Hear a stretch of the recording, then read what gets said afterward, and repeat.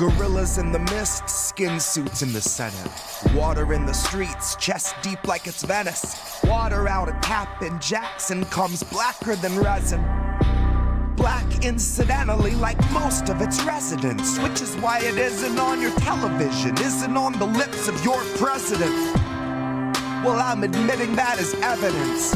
I've been fleshing out a case to be made for the testament. I don't know what our collateral count is, but doubt it is less than the estimate.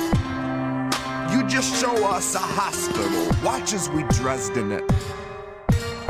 Our propaganda gets taken to heart, and you're scarfing it, like it or not. If you think that you aren't, I would urge you to pick that apart, cause you're drinking it, smoking it, driving it, dressed in it. We pay for it, pray to it, bathe in it, fill up the basin, and babies are blessed in it. Ask no questions, bask in the pestilence. See, honey, when the plague goes live, you'd be wise to invest in it. See, honey, when the plague goes live, just between you and I, that's an industry sign that they're all done testing it. And come 2025, they will all be confessing it. And then a few small fry fall guys all fly from the precipice, who were doomed to be wasted like shell corporations, dissolving to vapor, then gone with the resonance, gone with the sense and the sentiments, gone with the dust of the remnants, gone with the ghosts of the regiment, gone like those families in Gaza whose bodies and homes are demolished when Israel sets up a settlement. Gone like your chance at a settlement. Gone like the hope of apologies out of those funding our deadliest research and backroom development. Gone like your shot at a measly I'm sorry from the mouths of our own bioterrorists. God, you cannot imagine the face of the monster. You can't even fathom the scale of its carapace. It's under your feet, yet you're barely aware of it. You see, it's quietly judging the scope of your suffering, sizing you up like a therapist. Then it rides in your guts like a parasite, growing in size and excreting a culture that's purely embarrassment. Equal parts Manson and Maryland, equal parts something we push into madness and something we'll gladly exploit and objectify 50 years after it perishes. Carefully crafted and planned and arranged like a monarchy's marriages. Fucking cousins or otherwise, scourge of the colonized, staged and displayed for the sake of retaining those imperial barracks. And all to expedite a special type of anglicized dysplasia. The kind where half the world is waking up to learn they're being raided, raped, and robbed of all their heritage by Charles and his caravan of 30 servants' carriages. The kind where each in the procession is worth infinitely less, till eventually they're paid in sums of crown-approved disparagement and bonuses of shame, till they're finally told to thank the highest-ranking inbred pig named king of every garrison. One who rose into his power all immaculate, like Harris did. Well, now that garishness is melting down like paraffin that hardens in a shell and shelters terrified and threatened royal terrapin. Those that rule with zero question, although nobody elected it. Democracy was here till we dissected it. Democracy was here until the exhibition exodus. And the loss of that democracy is just a threat for those who've yet to recognize the scent of bait or know the taste of desiccants. Democracy was here and now the smear is all that's left of it.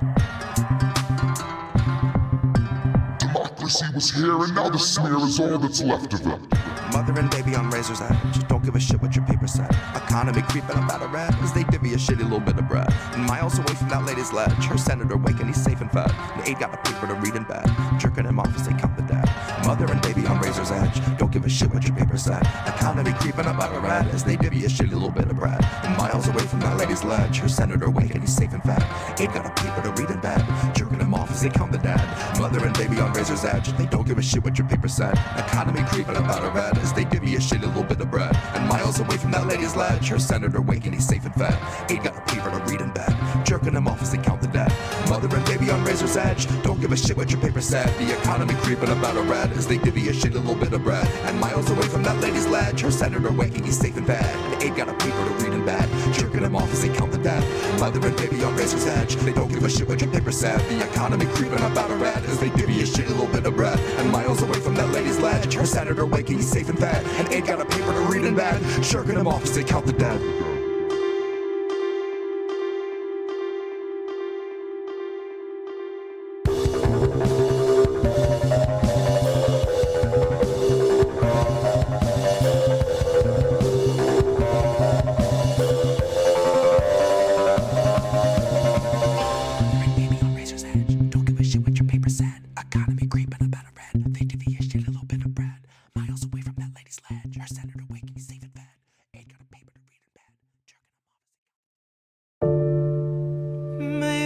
That's how it goes. We won't open our eyes, so we're the last ones to know. We're the last ones alive. Kept our enemies close. Wondered why we don't thrive while we're grasping at ghosts. Counting backwards from 5.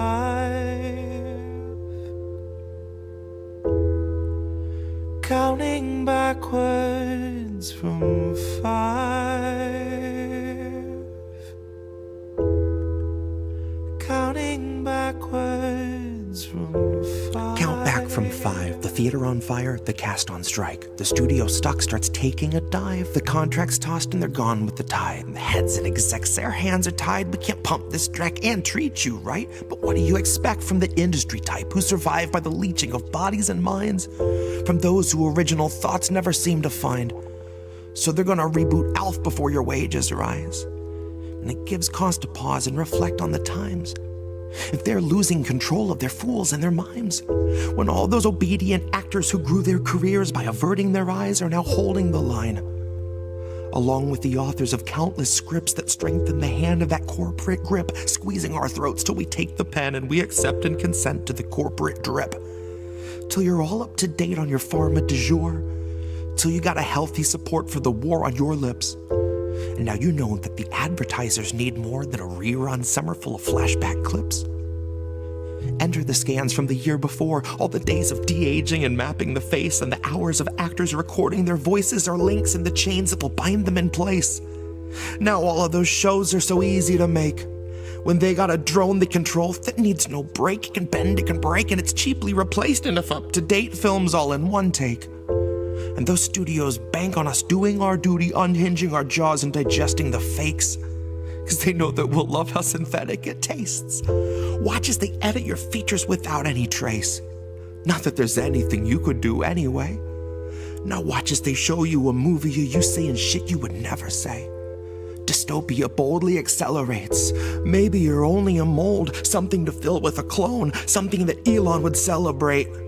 Something they own, something they program and code, something that's woefully able to know it's exanimate. Cause it doesn't feel touch over top of the laminate. You will not feel an emotion, but they will not scan and examine it. You and the other consumer contaminants fed on the federal diet of Kiev, Havana, and Tiananmen. I can't be the only one weighing the pros of abandonment. I can't be the only one weighing the pros of abandonment. Where did you think we'd go?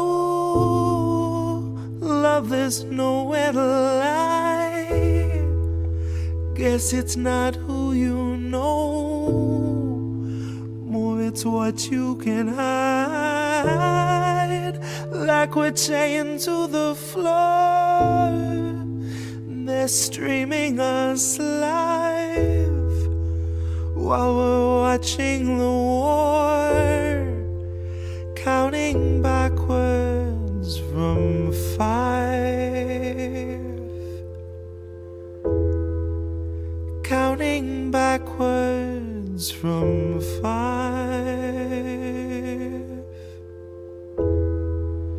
counting backwards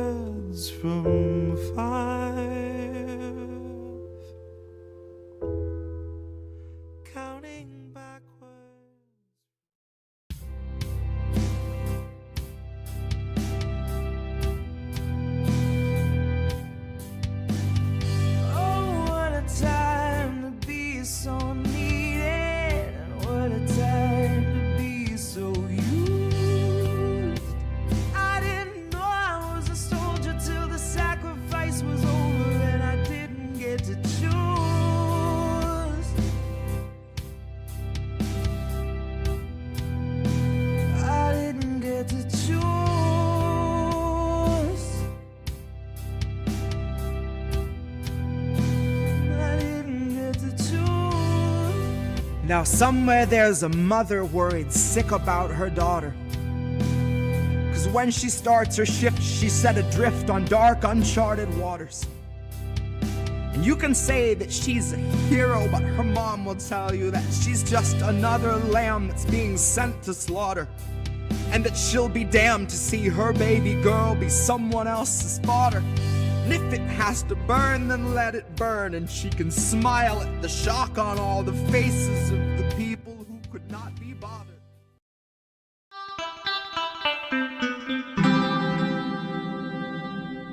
Who are these people? Who are these people? Hi, everybody. It's Indy. It's Sunday night. It's INN, and it's How Do We Miss That? And wait a minute, what's going on? All right, ticker bottom needs to be fixed. Thank you very much. Now we're right. Now it's How Do We Miss That? Okay. So I don't know where my co-host is. I'm guessing he lost power, and he'll be coming back to us when he gets it back, or lost internet, because that's a rarity. But I'm going to fly solo, and I've got a ton of stuff I want to cover, and I know everybody's here and waiting and watching, and let's go, everyone, because I love you, and it's good to see everyone here already in chat. There's a ton going on. Holy crap. We've got a really big Fuck Israel segment this week, because we didn't have a very big one, I think, last week, maybe. I don't know, but they're doing a lot of stuff, and there's a lot of things that are happening in real time and quickly, and I want to cover it all. So we're going to be here a while, and hopefully Reef will come back and we can do uncensored boats tonight, because that's the plan for midnight. I don't know. I don't know what's going to happen, but in the meantime, if you are able to and of means, please support the media you want to see. And we picked up yet another supporter this week, Yoga with Steph. Thank you. Welcome to the Supporter Wall of Fame. Really appreciate any support that anybody can give to INN. Those are the ways to do it. Cash App, $, Indie News Network, ko-fi.com/Indie News Network. And you've got paypal.me/Indie News Network. We're live over at indienewsnow.com. And anytime INN is live, whether it's co-streaming AM Wake Up or Angel in the Afternoon or INN News or any of the other shows, or even streaming a clip like I do to Rumble sometimes, that's all available to watch live at indienewsnow.com/live. And then we've got the Substacks. We're live over at indiemediatoday.com. We've got a couple of paid subscribers and merch purchasers. I forgot to put the merch on there. INNnewsletter.com is where INN has all of its content shared. Every weekly update, plus about three or four different podcasts that are hosted there. So a lot of content. That's how you support us. That's the best way to do it. My channel over at youtube.com/@IndyINN is now monetized. But if you give a chat there, it's a ton of money, and don't do that. All right. So that's not the screen I want to do. I want to do this screen. Okay, everyone. And there's Reef not there, so let's hide Reef from that. Whoop! See, I've already built that in, just in case something ever happened like this. So now we've got that turned off, and we've got his guest live off, so if he comes in, he can tell me, and you don't have to hear it. All right, so that again is our Wall of Fame, and we love everybody on there, and we've highlighted some of the special people that do stuff just about every day or every week for the network. People like Fred Edward, who's in chat, and love you, Fred, man. Fred shares everywhere. He shares every stream, every video, every day, everywhere. And without Fred, nobody's sharing this stuff. So I love you, Fred. Thank you. Really, I appreciate you. So, all right, let's go to our first tab. Declassified UK. I've been talking about them. I shouted them out last week. I talked about how they were censored in what was it? They had 4 different articles, and they were blocked from going to the Weapons Expo. Well, that got accelerated and ramped up. So now are they not only blocked from the Weapons Expo, but now they were blocked from actually covering a parliamentary hearing for the first time ever. So they're making noise and they're pissing people off, and they're now like getting disinvited. So the story goes, Parliament blocks Declassified, citing their Gaza standpoint. No, they have a standpoint. MPs condemn sinister move to deny access to declassified reporters. They don't really have freedom of the press there, but they've given Declassified license to operate. There's the lovely Parliament with Kid Starver as in leading the processions. Parliament has been accused of an outrageous abuse that's worthy of the Trump White House after blocking Declassified from holding a media pass. So this is where U.S. policy is starting to spread overseas into London. Internal emails reveal that officials cited our, quote, in-depth investigations from a particular standpoint when rejecting our applications, which is amazing. They also flagged a recent investigation we published that raised concerns over pro-Israel bias in Westminster. It wasn't just them. The BBC had the same article. Are you kidding? Okay. Again, this is despite parliamentary authorities having a duty to remain politically impartial. I forgot that. Guidelines say that passes should be granted with fair access across a range of outlets. Agreed. 100% agreed. The decision to deny declassified access has been criticized by politicians across the political spectrum, including Labor, the Green Party, Plaid Cymru, I've never even heard of them, and the Independent Alliance, who I've also never heard of. So it's nice that you've got groups coming out of the woodwork to defend this. Almost 500 journalists currently hold a pass, which provides unfettered access to Westminster and daily government briefings. They include many from right-wing outlets like Guido Fawkes and GB News. We've definitely heard of the GBBs. When Declassified's application for a pass was first rejected, officials blamed space and capacity due to limitations within the parliamentary estate. But documents revealed under Freedom of Information Act now reveal that there's no limit to the number of press passes that can be issued, and capacity was not even discussed as a consideration. In fact, at least 3 other journalists have been granted parliamentary passes since Declassified's application was rejected. Let me guess whether they toe the line on Israel or not. In a bizarre attempt to justify the ban, the documents also reveal that officials claimed Declassified's focus on UK foreign policy doesn't count as politics? Because politics is not policy, I guess? Or policy is not... foreign policy is not politics. Okay. An internal email said they are not specifically a politics organization as their main focus is around foreign affairs. Yes. What's your defense budget again? UK? I would guess that it's probably pretty high because you're already sending spy flights to cover Israel right now. This is remarkable. Outrageous abuse. Several politicians condemned the decision by Parliament, rightfully so, and warned against selectively silencing journalists. I think they've done that for a long time. There was a guy that was in Belmarsh prison for a while that Parliament really never took very much time to do anything about. Jeremy Corbyn, we talk about him quite often, the former Labour leader, said, quote, Declassified have done outstanding, vital work exposing the scale of British complicity in Israeli war crimes. A healthy democracy rests on transparency and accountability. What does Britain have to hide? That's a great point. Yes, though they have plenty to hide, including supporting spy flights over Britain, which is over Israel and Gaza, and maybe even over the Flotilla, which we're going to talk about later. And those, that it's a problem. So Declassified's causing problems. They're now getting screwed with their access. Liz Saville Roberts, I wonder if there's any relation to Jimmy Savile, the leader of the Plaid Cymru, said that Parliament should be proud to make itself open to investigative journalists. Agreed. So now you've got some of the supporting statements. All right.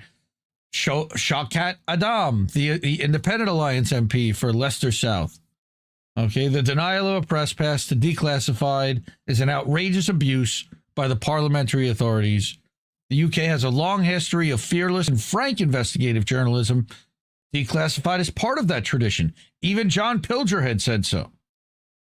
The spurious reasons for refusing them a press pass, revealed in their Freedom of Information request, appears to reveal a sinister move to suppress investigative political journalism, again, worthy of the Trump White House. That was his statement. So then you've got Lord Prem Sikka from the Labour Party, and then you've got a Green MP. Press freedom is fundamental to our democracy, right? They don't live in a democracy. Come on. They live in a parliamentary system, number one. It's not really a democracy, and it's a whole other story. On top of the fact that oligarchs are really running the entire show, and nobody wants to talk about that. It's a uniparty run by corporate interests and the uber wealthy. We talk about that all the time. But meanwhile, the National Union of Journalists responded to our findings, saying that, quote, the UK government should recognize the importance of supporting greater media plurality in which diverse views and voices across the media landscape and political spectrum are represented, right? Like, what are we doing here? Then you've got the union's general secretary who jumped in and she added a statement. But bottom line is they weren't allowed to cover a parliamentary hearing because of their Gaza coverage. So now the Gaza censorship is extending beyond. This was the article we read last week and we covered about them being barred from that London arms fair, which they had gone to before and questioned people. Oh, we've got more. Okay. The decision to reject Declassified's media pass application was finalized by the Sergeant at Arms, Ubana Oyet. Okay. But records suggest that it was based on advice from the House of Commons press office, who highlighted the standpoint of Declassified's coverage. So you've got a press office that's biased against somebody that's trying to expose their military and state and their intelligence state. When we sent the right of reply with advance notice of this article, the press office flatly denied the evidence contained in the internal emails. What a shock. How do they deny it? This is despite the fact that they were disclosed by Parliament itself under FOIA. Officials even threatened regulatory action against Declassified if we failed to publish a lengthy and misleading statement from a parliamentary spokesperson. That is insane. What? The statement claimed that decisions around press passes are not based on an outlet's editorial stance or coverage of any one issue, and any suggestion to the contrary is wholly untrue. That's a lie. Why would they say that? Under orders from Home Office. And when Declassified said we weren't prepared to quote from a misleading statement, Parliament's head of media responded, quote, we'd expect any outlet to use the full response we provide them and would strongly dispute any suggestion that the statement provided is untrue. So we've now got, Big Brother. He added, quote, we would be happy to follow up with impress if our response is not reflected in your coverage. Well, we know what Declassified's going to do. He also claimed that our article was based on incomplete material which doesn't reflect the full picture. However, if this is true, it suggests that Parliament failed to fully comply with Declassified's FOIA request. That's also a problem. The press office then proceeded to ignore further questions and provided no further information. Because why would they? The spokesperson had said, quote, the House of Commons supports the work of a free and independent press. Free and independent as long as you print what we want and what we say. Providing access and facilities to the parliamentary press gallery. Right? Demand far exceeds capacity here. Hence, numbers are required to be strictly controlled whilst ensuring fair access across a range of outlets. For applications from an outlet that doesn't already have a pass, or for a request to increase the allocation given to an outlet, we require a business case to be submitted, details of which are available on our website.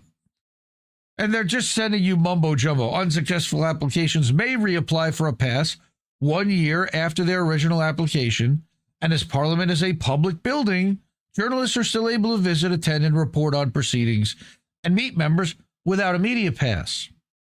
Decisions around accreditation are applied consistently across all applications. So this is a blanket thing. Then they added, of course, quote, that the range of media outlets currently granted access clearly demonstrates that the accreditation process is impartial and rooted solely in operational considerations and editorial relevance to parliamentary proceedings. So because it wasn't something that they normally cover or would cover, that's some bullshit right there. And of course, the emails obtained by Declassified strongly suggest that this claim is also misleading. So that is, what's his name? Martin Williams from Declassified. Support independent media. Declassified is actually an Indie Media Award honoree. Hopefully you just heard that sound. Indie Media Award honorees are the best of the best of the best. There's less than 100 independent creators, outlets, journalists, and video creators as well. So that's Declassified. That's our first story for the night. Just getting a little bit warmed up. In the meantime, if you're able to, and a means, please support independent media. And if you want to support this channel, the ways to do that are Cash App, $ Indie News Network, ko-fi.com/Indie News Network. You got paypal.me/Indie News Network. We got IndieNewsNow.com. That's where we're live right now. That's our self-hosted website. So if every other place turned us off, you could still see us live at IndieNewsNow.com. Even if Substack stopped us able to live stream because they disabled the RTMP experiment, or YouTube shut us down and Rumble decided they wanted to support Israel, and et cetera, we'd be live at IndieNewsNow.com. So definitely go over there. There's also amazing news site. That's where you find our merch. So definitely check out IndieNewsNow.com. Then you've got Substacks also at INNNewsletter.com. That's for the network. And then we're live right now at IndieMediaToday.com. That's where I publish this show. All the clips go out as individual posts with links and links to other stuff, and links to support the channel, everything else. That's also over at Indie Media Today. I've published articles over there, original articles that sometimes just compile other people's stuff to craft a narrative. But I also have written some original stuff like on why Israel should be dismantled as a country and not recognized as a public country. So one of the things, let me go back here. Where are we here? Hey, that one. Okay. Yeah, Reef's internet must be completely down because, yeah, he hasn't messaged me or anything, like, which is unusual for that. I see a lot of our friends are already out there. Kurt Boss, good to see you out there in chat. Oz the Boomer, how are you, sir? Always good to see you. Love you, brother. I see Vicky Adams is out there. Hi, Vicky. What's going on with that? Let's move that over. Okay. All right. Take a breath, everyone. And we'll continue with Birdhouse Blues. Okay, so we're over live on Rumble, too. I'm glad to see you, Birdhouse Blues, over there. Appreciate you always supporting us on Twitter as well. Old Man Barker's here. What's going on? OMB. OMG, it's OMB. Angel's here. Angel lost his internet yesterday. He couldn't do pro wrestling talk. That's true. I'm sure they'll get to that. But they did do a baseball show earlier today on the Ocho. And yeah. So, yes, no internet for Reef. That's what's going on. I didn't kick him out for the night or anything. That's not going on here. Anthony, good to see you, brother. Cowboy Kitty, how are you? We'll talk about Natalia later, and I'll bring your latest tweet with an update on what's happening with her. But before we do all that, I do want to get to the next segment. And, of course, everybody knows. Now, the theme song's missing this week because we have no Reef, but it's definitely a Fuck Israel night. So, we're going to start with Asal Rod, who said, Miss Rachel shared the artwork of a little girl in Gaza. Quote, I draw houses because I don't have one. Just a dream with windows and a door. A place where I can sleep without fear. So, fuck Israel, fuck the US, fuck the UK for all that. So we're going to start right there. Making little girls dream for a house with windows. Just basic shelter. Because bombs are dropping nonstop. Now, I'm going to read this story from Anti-War. Sarah Newman, I'm not familiar with, but she talked about the Israel lobby and the engineered famine in Gaza. Yes, it is 100% engineered. I have like a dozen different little portions to this Fuck Israel segment, so strap in, guys. It's going to be a while. So it's a little hard to read, but I've got to do it. Amid one of the most severe humanitarian crises of the century, the gap between the value-driven rhetoric of American foreign policy and the realities on the ground is becoming increasingly apparent.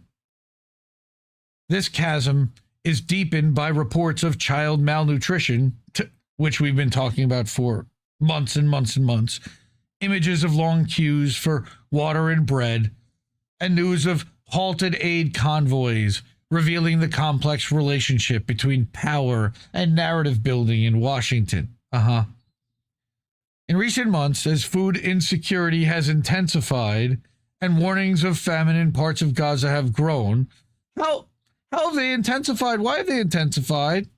The tone of criticism in the American capital has shifted.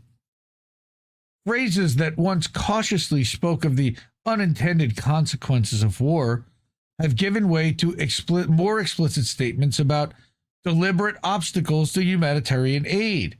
Because, again, we've been talking about it forever now. Too long.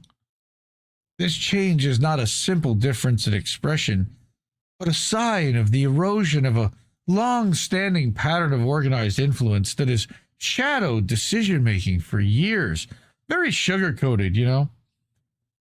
The price of this pattern is being paid today, first by the people of Gaza, agreed, and second, by the credibility and long global standing of the United States. Again.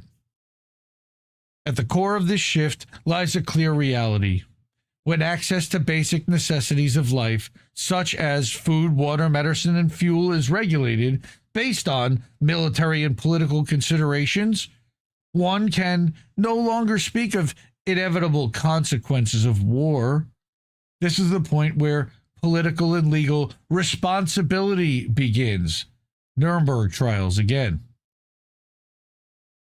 In this context, the shift in the approach and the language of some members of Congress takes on a significance that transcends daily partisan disputes.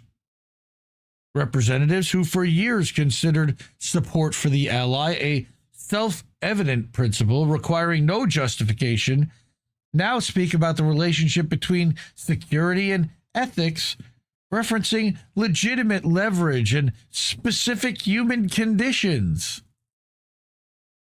Sounds like mental fucking gymnastics. This change signifies a quiet yet tangible transition of the American legislative body from its long-standing self-censorship. Although this transformation is not uniform or universal by any means, it is transforming the language used to describe the crisis as much as it is changing the American political landscape.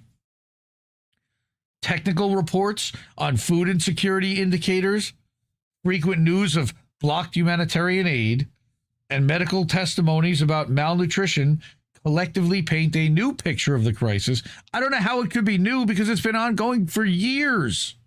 Like literally, they've been doing this specific thing since March. So again, this isn't new. This is 6 months plus in the making, 210 days if you look at the graphic posted by Paula Iacella over on Facebook. Okay, one in which neutral phrases are no longer effective. Yeah, I wonder why, because you're perpetrating a fucking genocide. Notice the words genocide, starvation, malnutrition. This is very soft-coded, glad-handed. This is namby-pamby bullshit right here. All right? When women and children face the risk of death, no, they are facing death. Whether they stay in shelters and starve or venture out to find water and food. When the distribution of aid is governed not by need and vulnerability, but by policies of collective punishment, and when restrictions become a recurring pattern, the legal and political mind is forced to reassess the situation. Well, that's very generous of you, and how very studious and collegiate and academic of you, while people are fucking dying and starving. What's happening is no longer merely the result of uncontrolled factors, but the product of design mechanisms. Yes, this is not nearly angry enough. The link between these mechanisms and political support in Washington is the point where the discussion of famine becomes tied to the issue of American sovereignty and collective conscience. The role of the Israel lobby extends beyond financial matters and stems from a unique combination of ideological synergy. that's Muslim, that's anti-Muslim rhetoric. Structural access to legislative centers, and the ability to redefine the boundaries of permissible discourse. Why does the Israel lobby have any say in the U.S. fucking discourse? 3 main pillars, neoconservative networks, Christian Zionist movements, and professional lobbying organizations have built a model of support for the ally over decades that even defines what moderation is. In this model, criticism of policy quickly morphs into criticism of identity, questioning the prioritization of humanitarian aid over military operations is reduced to a test of party loyalty. And attempts at ethical assessment are marginalized through labeling. This is like trying to reach shitlibs, it seems like to me. Or even, staunch conservatives who think that they're above all of it. And they're not. They're not. The result of this process is the erosion of a discursive space that once allowed for disagreement based on data and logic. This space has gradually shifted from policymaking to narrative management. We talk about narrative management every week on this show. When this narrative management coincides with the control of humanitarian access, it carries a practical message. Propaganda! Famine is engineered not only in warehouses, but also in the realm of meaning. Again, the abstract, collegiate, professorial bullshit here is just thick. All right? Vocabulary is softened to conceal the harshness of suffering. You mean like what this whole fucking article is? And images are presented in a way that pushes fundamental questions out of the spotlight. There are no images in this article, by the way. I love anti-war, but damn. American public opinion, however, shows a different direction. Slowly, but steadily. Because corporate media keeps brainwashing people into the opposite belief. Polls indicating declining support for the continuation of war, all right, even with temporary fluctuations. Wow, my head's about to explode. Point to a strengthening desire to end the current situation. I would hope so. Yes, stop murdering babies. Stop murdering unarmed women and children that don't even have a fucking place to live, to eat, that aren't getting food or water or baby food, like formula, nothing. Babies are dying. They are from malnutrition. And yes, they say that, but they're also dying because they can't get penicillin and wow. They don't talk about anything in this article. Like the sugar coating, this glazing is infuriating. Voter preferences are leaning towards a ceasefire and unrestricted access to humanitarian aid. You think it should lean that way? Well, I wonder why they aren't.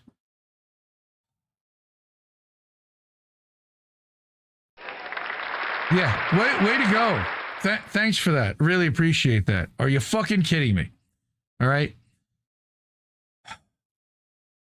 In this mirror, the gap between official language and public sentiment becomes more apparent. Yes, they're fucking lying to you and everybody sees it. Like, I've got to decode this whole fucking article? This is terrible. All right, I'm done. I'm punching out. I can't take it. I quit. I got too much other shit I want to yell about. Like this one. Let's get to some real language from another journalist called The Dissident, who is an INN co-founder. All right. The Israeli government admits that Israel's plan is to make Gaza and the West Bank uninhabitable. Thanks for that. And the Likud government official admitted that Israel's plan is ethnic cleansing. And I saw a funny tweet that at the UN this week, when everybody got up, when Bibi walked to the podium, it said that he ethnically cleanses every room he walks into, which is funny, but also not, because look at that. Fuck that guy and fuck Israel. Gila Gamliel, the science and technology minister for the current Israeli Likud government, admitted that Israel's goal in Gaza and the West Bank is ethnic cleansing of its Palestinian population. While people here deny everything that's being said and done on Israeli television, this is on the Channel 12 show Meet the Press. They deny this shit here all the time while people are going on Israeli TV and saying, no, that's exactly what's going on. All right. We will make the Gaza Strip uninhabitable until the population leaves, and the same thing will happen in the West Bank. This shocking admission from an Israeli government official shows that Israel's real intention behind the genocide in Gaza is not to release hostages or to fight Hamas, but to make Gaza unlivable for Palestinians in order to force ethnic cleansing and make way for Israeli annexation, which is something they plan on repeating in the West Bank. And I have an article about that next. This is a plan that Benjamin Netanyahu, a.k.a. Milikowski, openly unveiled at the UN weeks before October 7th, the one where he showed the map where there was no Gaza and no West Bank. It was all Israel. All right. Israel apparently allowed the Gaza prison break from Hamas weeks later to happen in order to carry out this already designed plan. That's alleged. The Israeli newspaper Haaretz reported that Chaim Cohen, the IDF colonel who approved the Nova Music Festival outside of the Gaza border, quote, opted not to boost security after visiting Nova 1 hour before the Hamas massacre, quote unquote, on October 7th, and did not cancel or disperse the festival, despite the fact that he had received intelligence that the breakout was about to happen. Shalom Shetrit, who's one of the IDF watchguards during October 7th, also testified that at 5 a.m. on October 7th, quote, an order was given that there would be no patrols in the fence until 9 a.m., which is weird, unquote, which he said was never given on any other day because, quote, there are no mornings in which there are no patrols on the fence because you're in an operational battalion and that is part of the matter, unquote. So they pulled security that morning. They sent somebody to the festival 1 hour before, knew it was supposed to happen, and didn't cancel it. After the October 7th breakout, Israel created an atrocity propaganda version of what actually happened, including fabricated claims of mass rapes, beheaded babies, and covering up the fact that the IDF, using the Hannibal Directive, killed many of their own people to prevent them from being taken hostage. We've covered that on this show. Okay, we've damn it. No.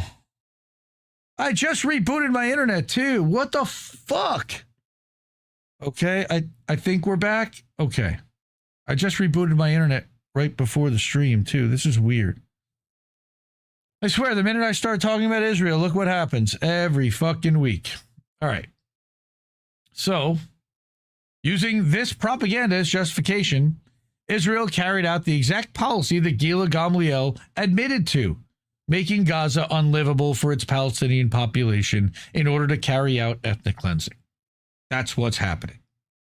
The UN Human Rights Council's recent inquiry into Israel's genocide in Gaza documented that the Israeli genocide in Gaza resulted in, quote, 60,368 destroyed structures. Okay, total again of, we talked about this last week, 170,000 structures have been destroyed. 170,000 structures have been destroyed in Gaza. In that little 25-mile strip that's 2 miles wide. Furthermore, the report noted that there is an estimated total of 50 million tons of debris in Gaza as of December 1st, 2024. And they've been dropping bombs just about every day since, with the exception of the bullshit ceasefire that didn't really ever cease fire. I think they might have stopped dropping bombs for about 6 weeks. Well, right after Trump became president. The report also noted the widespread destruction of residential complexes and entire neighborhoods in the Gaza Strip, with people living in them while they dropped them too, including agricultural lands, public facilities, religious and cultural sites, schools, universities, and hospitals. Basically everything, the entire infrastructure. It's noted that Israel systematically targeted and destroyed institutions such as schools and hospitals needed for the maintenance of Palestinian society in Gaza, documenting that Israel has effectively destroyed the education system intentionally, with significant detrimental long-term repercussions for children and youth in Gaza, the ones that have their limbs, and even the ones who don't. But, the number of amputated children record, thanks to Israel, fuck Israel for that too, all right? For the identity of Palestinian people as a group. Again, they're trying to erase them. Adding that Israeli attacks have caused damage to more than 70% of the school buildings in Gaza, creating conditions where education for children has been made impossible by design. All right. And there's just numbers upon numbers upon numbers here with these reports. Internal IDF data has shown that at least 83% of the people killed in Gaza by the IDF have been civilians. That's their own data showing that. They're admitting that they are committing war crimes, genocide, daily. 83% civilian rate. And yet, an Israeli will turn to you and go, October 7th.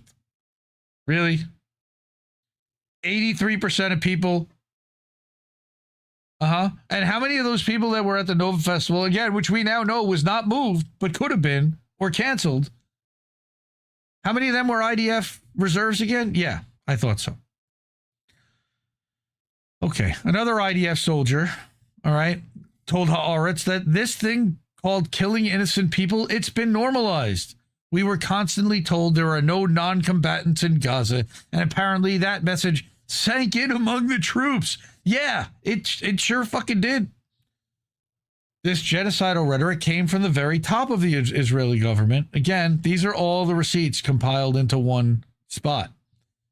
And now Gila Gamliel admits outright that Israel's goal all along has been to make Gaza uninhabitable for the forcible removal of its Palestinian population and the Christian population, by the way, too. 10% of Gaza were Christians. And that Israel will continue this genocidal policy in the West Bank to further the Greater Israel Project, which, again, I wrote an article about why it should never be allowed to exist and continue, and why Israel should be decertified as a state. Check that out at indiemediatoday.com. And here's what they're talking about. Again, that namby-pamby anti-war article. Here's a real outlet. And again, anti-war does great stuff, but man, that article just really pissed me off. But this one from Mondo Weiss, no medicine, no beds, no food or water inside Gaza City's main hospital. And we know that right now, that's inside Al-Shifa Hospital, which is getting bombed continuously. All right, it's one of the few places that people are actually getting treatment. And of course, we know that Israel's murdering doctors and nurses, and they have to not wear their uniforms when they leave. And yes, I'm going to talk about the Flotilla, Steve Gill. Okay. Yes, it's trending. We're going to talk about it. And we're going to talk about Italy and what happened in Italy. We're going to talk about a lot of stuff. I got a long segment here to talk about this, but I want to talk about the fact that right now, again, Israel is starving this entire population because they're controlling everything going in or out. And don't gaslight me. Nothing is going in. Nothing is going in. No medicine, no beds, no food, no water since March. As the Israeli invasion of Gaza City advances, oh yeah, they're being invaded, and they had leaflets dropped on them telling them to go to the south. 1 million people allegedly. All right, and a lot of them are not able. They were running for their lives. I was showing video last week about that. Al-Shifa Hospital is facing severe shortages of essential medical supplies, leaving patients untreated and vulnerable. Staff and patients fear an imminent Israeli attack.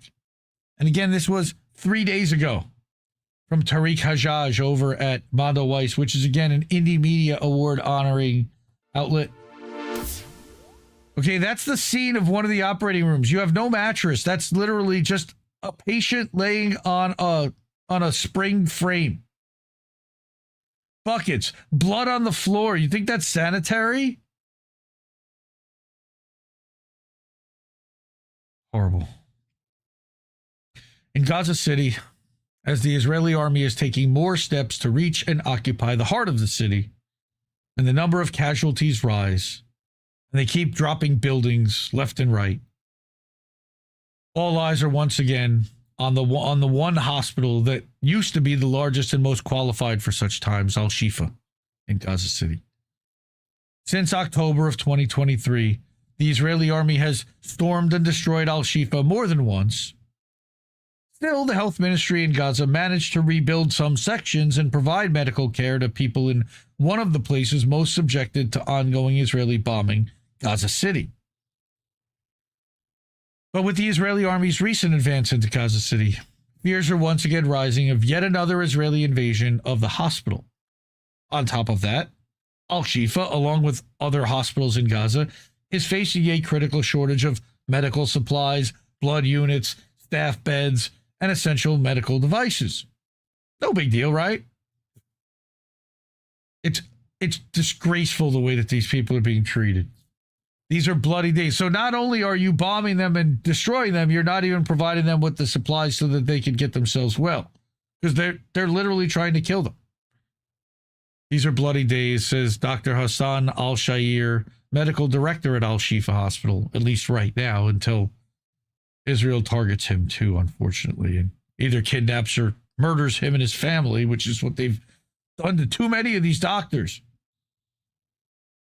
In recent days, over 60 people have been carried to the hospital dead, and over 175 injuries arrive at the hospital daily, most of them in critical condition and in need of surgeries and intensive care units.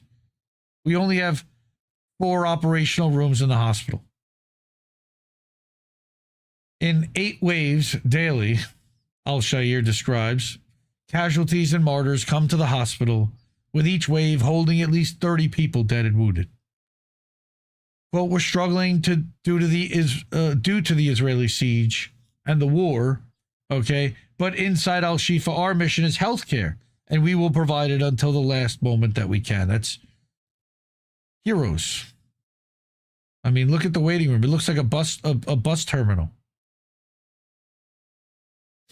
Al-Shifa Hospital has struggled to fully recover following Israel's previous attempts on the hospital. Assaults. I'm sorry, not attempts. Assaults on the hospital. And of course, they murdered journalists right in front of it, too. Currently, the hospital only has 4 operation rooms and 32 ICU beds, but it receives over 800 people daily. I don't know. They don't have bandages. They don't have... I don't know. The extreme shortage we have is in operational rooms. We have so many waiting operations, and the ICU is always full. And there are 20 premature babies in the NICU. Of course there are, because the mothers have been malnourished for 6 months. So these are all NICU babies. And they're all getting delivered prematurely. And again, 20 isn't even that many. He expresses his fear about the medical staff who also witnessed the extreme danger. Of course they do. We're scared for our security. Yesterday, the Israeli army assassinated someone at the hospital's doors, which was a critical danger for all of us as we're working in the hospital. Yeah, I think so. We've lost 30% of our staff, and some were killed, others detained or wounded. We also have a shortage of working personnel. According to Dr. Al-Shayir, there are 562 patients currently in the hospital and over 50 in need of critical surgeries who are waiting their turn. Daily, dozens of patients get treatment on the 32 dialysis machines. That's enough for all of Gaza City, for everybody left? While it's a daily struggle to treat patients and secure the necessary medical supplies, Al-Shayir's primary concern now is what will happen if Al-Shifa once again becomes a target of Israel's military assault on Gaza City. I think it already has, when they're shooting people in the doorway. If the Israeli army evacuates the hospital, inevitable deaths will be faced by so many patients, such as those in the ICU, NICU, and patients with renal failure. Don't tell them that. Don't tell them that.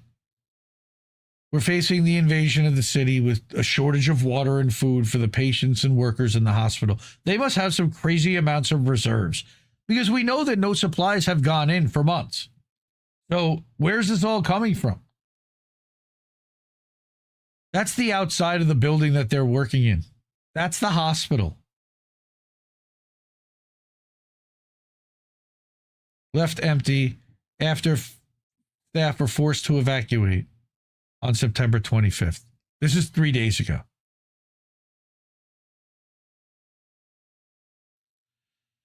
Inside the hospital, where most beds are coverless, like we saw, only the floor is used for patients to lie down on, and some of the beds are in a field medical tent set up outside the hospital to receive casualties. Patients are living with the shortage of medical supplies. Of course they are. They're directly impacted as their wounds get worse instead of healing. They describe the situation as desperate, where even water, either to drink or to use for bathing, is unavailable. It's a really tough situation. Patients are lying down in every corner on the ground. There's no beds, no treatment, no medication. We can't even find gauze for our wounds, a patient in the hospital said. I'm injured in my back after I got shot by an explosive. If I was treated on time, I'd be well by now, but so far I'm waiting to get surgery. So this patient says that he and other patients are suffering in the hospital instead of receiving the necessary treatment. There's no medication, water, or food. The doctors come to check on us and stand helpless because they can't give us anything. Well, at least he has a mattress, maybe. Well, there's a sheet. Days ago, he says a group of Israeli special forces got close, sending panic throughout the hospital and causing some patients' wounds to open again in the commotion. Other patients like him, who are currently unable to walk, were lying there, unable to move, waiting for death. Isn't that nice? And fuck Israel. Despite the imminent dangers facing the staff and patients at Al-Shifa, the hospital remains standing miraculously, and the staff are refusing to leave their posts and evacuate because they're heroes. Though the hospital has yet to receive an official evacuation order from the Israeli military, staff says it's only a matter of time. We've been besieged inside this hospital before, and at that time the Israeli army evacuated us by force. But this time, we're unaware of the Israeli plans for us. We have no idea what comes next, but for us, we are medical teams, and we have nothing to do with military activities. We've been here since the beginning of the war, and we will stay. I mean, wow. There's also I read a thing about how Doctors Without Borders pulled their medical staff from inside Gaza City because of the dangers and the imminent bombing that's likely to come. Wow. So, fuck Israel for that. I did want to point out one potential BDS win shared by a friend of the network, kind of, but somebody I'm a fan of on Substack notes, Ayuba Ahmad. Microsoft blocked Israel's use of its technology in mass surveillance of Palestinians. Now, I don't know how legit this is. Again, this might be a little bit of closing the barn door after the horse is already out of the barn and running around. But according to The Guardian, the extraordinary decision by Microsoft to end Israel's spy agency access to key technology was made amid pressure from employees and investors over its work for Israel's military and the role of its technology in almost the 2-year genocide in Gaza. So that's a good thing that they've stopped doing that. I also learned that Starbucks has decided to close over 100 locations nationwide. And my guess is that's because things are not going so great over there as well. So there's a couple of BDS wins. Hurting them in their wallet is the only thing that really they feel. I genuinely feel that way. And we've got to continue that kind of mindset, which is, voting with our wallets and being mindful of our purchase decisions and what those companies serve. In some cases, you can't avoid it, but wherever possible. So I also wanted to bring this story from Kit Knightley of Off Guardian, also Indie Media Award honorees. All right, we're going with a lot of Indie Media Award honorees tonight, but everyone is still suddenly recognizing Palestine. But why? Yes, Golden Monarch, Microsoft is still the bad guy, MK. That's correct. Let me move that over here since there's no Reef tonight. I don't know where Reef is. His internet apparently crashed, so he's not here, and it's just me flying solo, covering the stuff that I curated. So I want to talk about Kit Knightley over at Off Guardian. He talked about how everyone is suddenly recognizing Palestine. What does that mean? And why? What's happening here?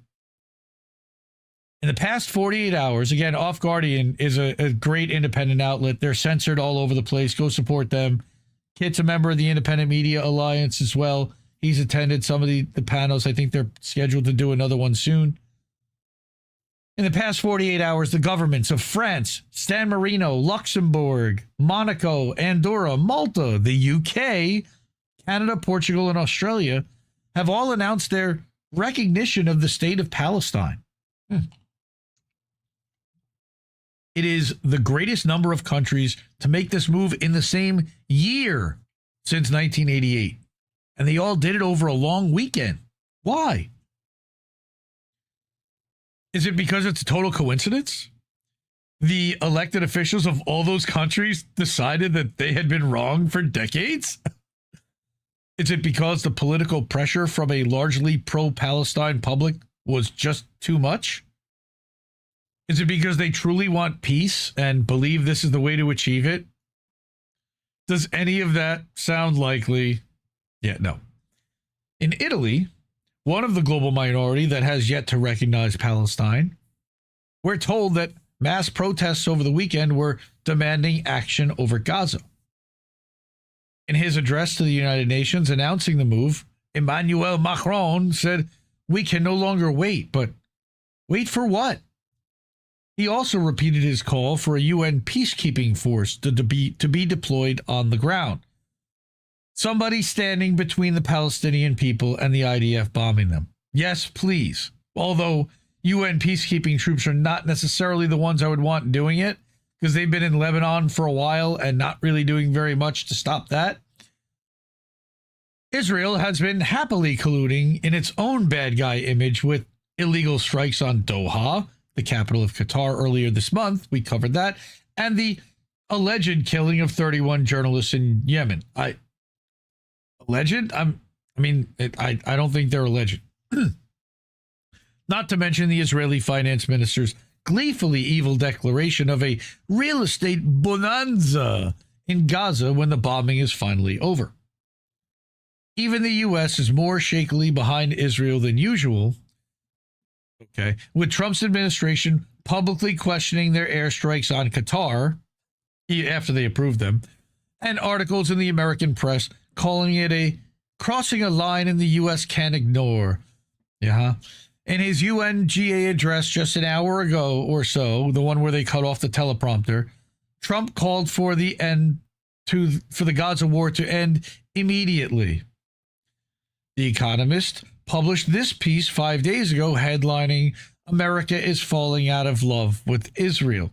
Well, maybe the citizens are, but the business leaders really aren't much, and the politicians and donor class certainly isn't.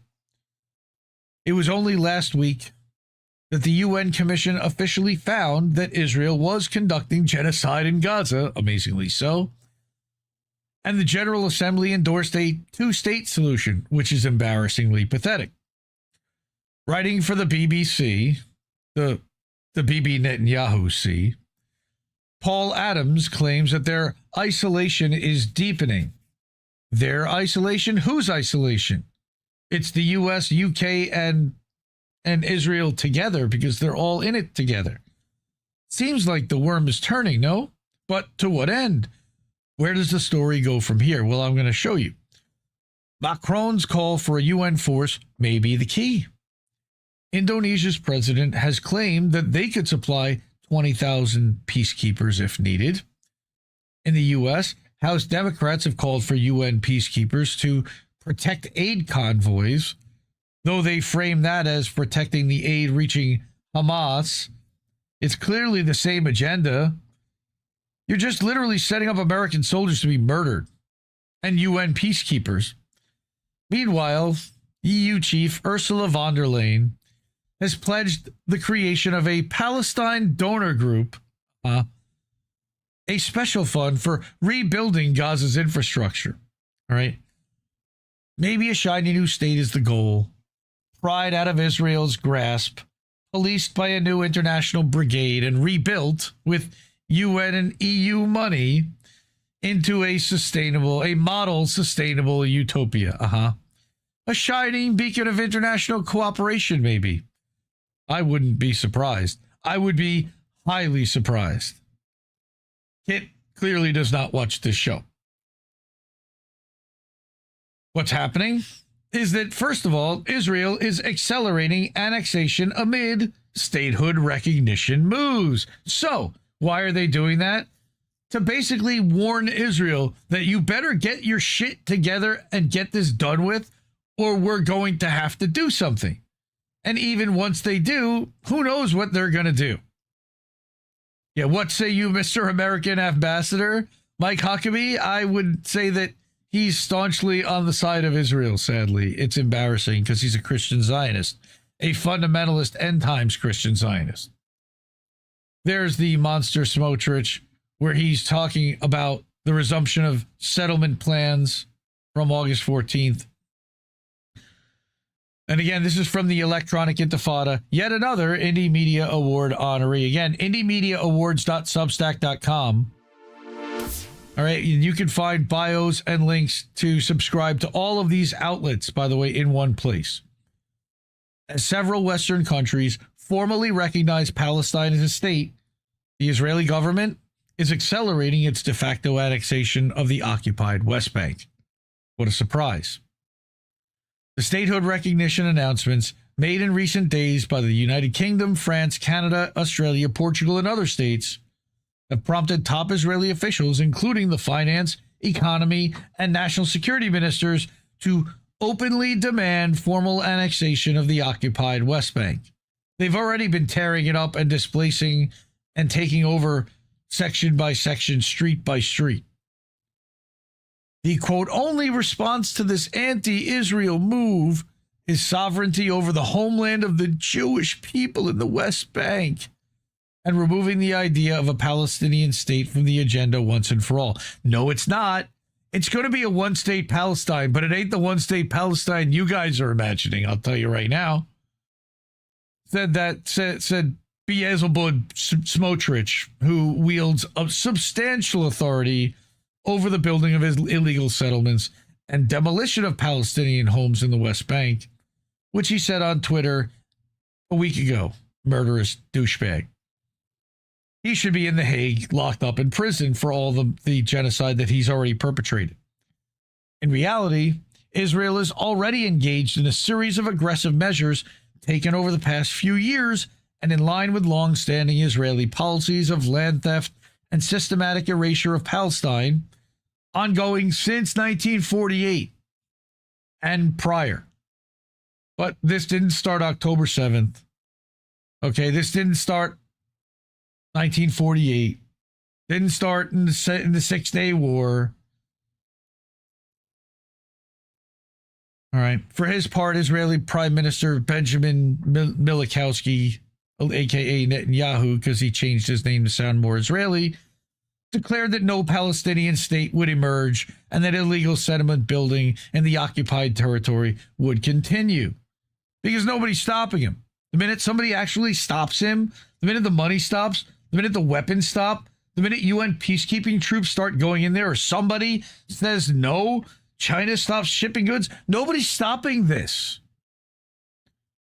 For many in the West Bank, while recognition and public expressions of support for Palestine can be helpful in the long run, they remain highly critical. Yes, 100 Palestinians are being killed every single day in Gaza. That's more important than recognition, said Omar Asaf, a political activist in Ramallah, told the EI. This recognition decision is more symbolic in political weight than any real effect on the ground. While we welcome it, what's required today is to stop the genocide, starvation, and destruction. It's window dressing. There must also be a comprehensive end to settlement expansion, fragmentation of Palestinians, and the transformation of the West Bank into countless prisons. Okay, he's been imprisoned himself by both Israel and the Palestinian Authority, of course, because they are subservient to Israel in many ways. And they volunteered last week to say, hey, guys, we'll take over Gaza. There's never been the Palestinian Authority in Gaza. They must also stop the forcible displacement of Palestinians in the northern West Bank. And the Palestinian Authority is not stopping that either, motherfuckers. Statehood recognition, many said, must be followed up with real actions such as sanctions and an arms embargo against Israel. Amen. Meanwhile, fear and anxiety of the next chapter under Israel's violent occupation plagues every Palestinian in the West Bank. Agreed, too. We need to turn them into a total pariah state and support the Palestinian people at the same time. I'm afraid that with and without the recognitions, what's happening in the occupied West Bank is horrific, Masya Yassin told EI from the streets of Ramallah. We don't have to imagine what the future will look like because we're already living it every day. Remember, there's no Hamas there. No Hamas there. Citing terrorist settlers who are killing people, stealing land, and cutting off roads. Quote, all Palestinians here are besieged with gates at the entrances to their cities and villages in open-air prisons. The army enters at any moment, kills, injures, expels. Israel has been pursuing annexation and land theft policies in the West Bank and Gaza since it occupied the areas in 1967. But after the start of the genocide in Gaza, there have been record rates of Palestinian land stolen, villages erased, residents expelled, and new illegal settlements built. All achieved through the violence of the military occupation and attacks by settler militias, armed and aided by the government to silently do the dirty work, pogroms, with the IDF soldiers standing behind the people as they burn down the houses. Fuck Israel. On September 23rd, Israeli settlers shot dead Saeed Nassan, 20 years old. Why? In the village of Al-Mughayr in northeast Ramallah, the 12th Palestinian to be killed by settlers since the start of 2025. The first killing took place in June. They also recovered burned down Issa Amro's fields and had children threatening to murder him and celebrating the death of his brother. Disgusting. 12-year-old kids. Brainwashed. Gross. Anyone who celebrates that can fuck off and get the hell out of my stream. In response to increasing global isolation, particularly over the last few months, Israel has doubled down on its confinement and violent oppression of Palestinians in the West Bank by increasing the number of military closures and roadblocks, as well as its daily deadly raids. People in the United States deny that this shit is happening. It is happening. It actually is happening. To deny that is to deny these people's existence and reality. It's the grossest thing you can do, because it literally costs you nothing to acknowledge their existence, and you won't even give them that courtesy. These are human fucking beings. It's also taking concrete steps towards formal annexation with a publicly stated aim of preventing a Palestinian state, which we cannot allow. Again, that is erasure. I don't want to quote Smotrich. He's disgusting. You can read his statements.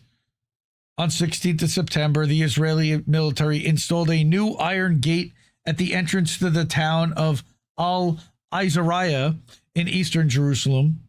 This road is the only access point for millions of Palestinians traveling between the north and south of the occupied West Bank. The closure of this gate would, within seconds, sever the northern and central West Bank from the south. Another corridor. All right.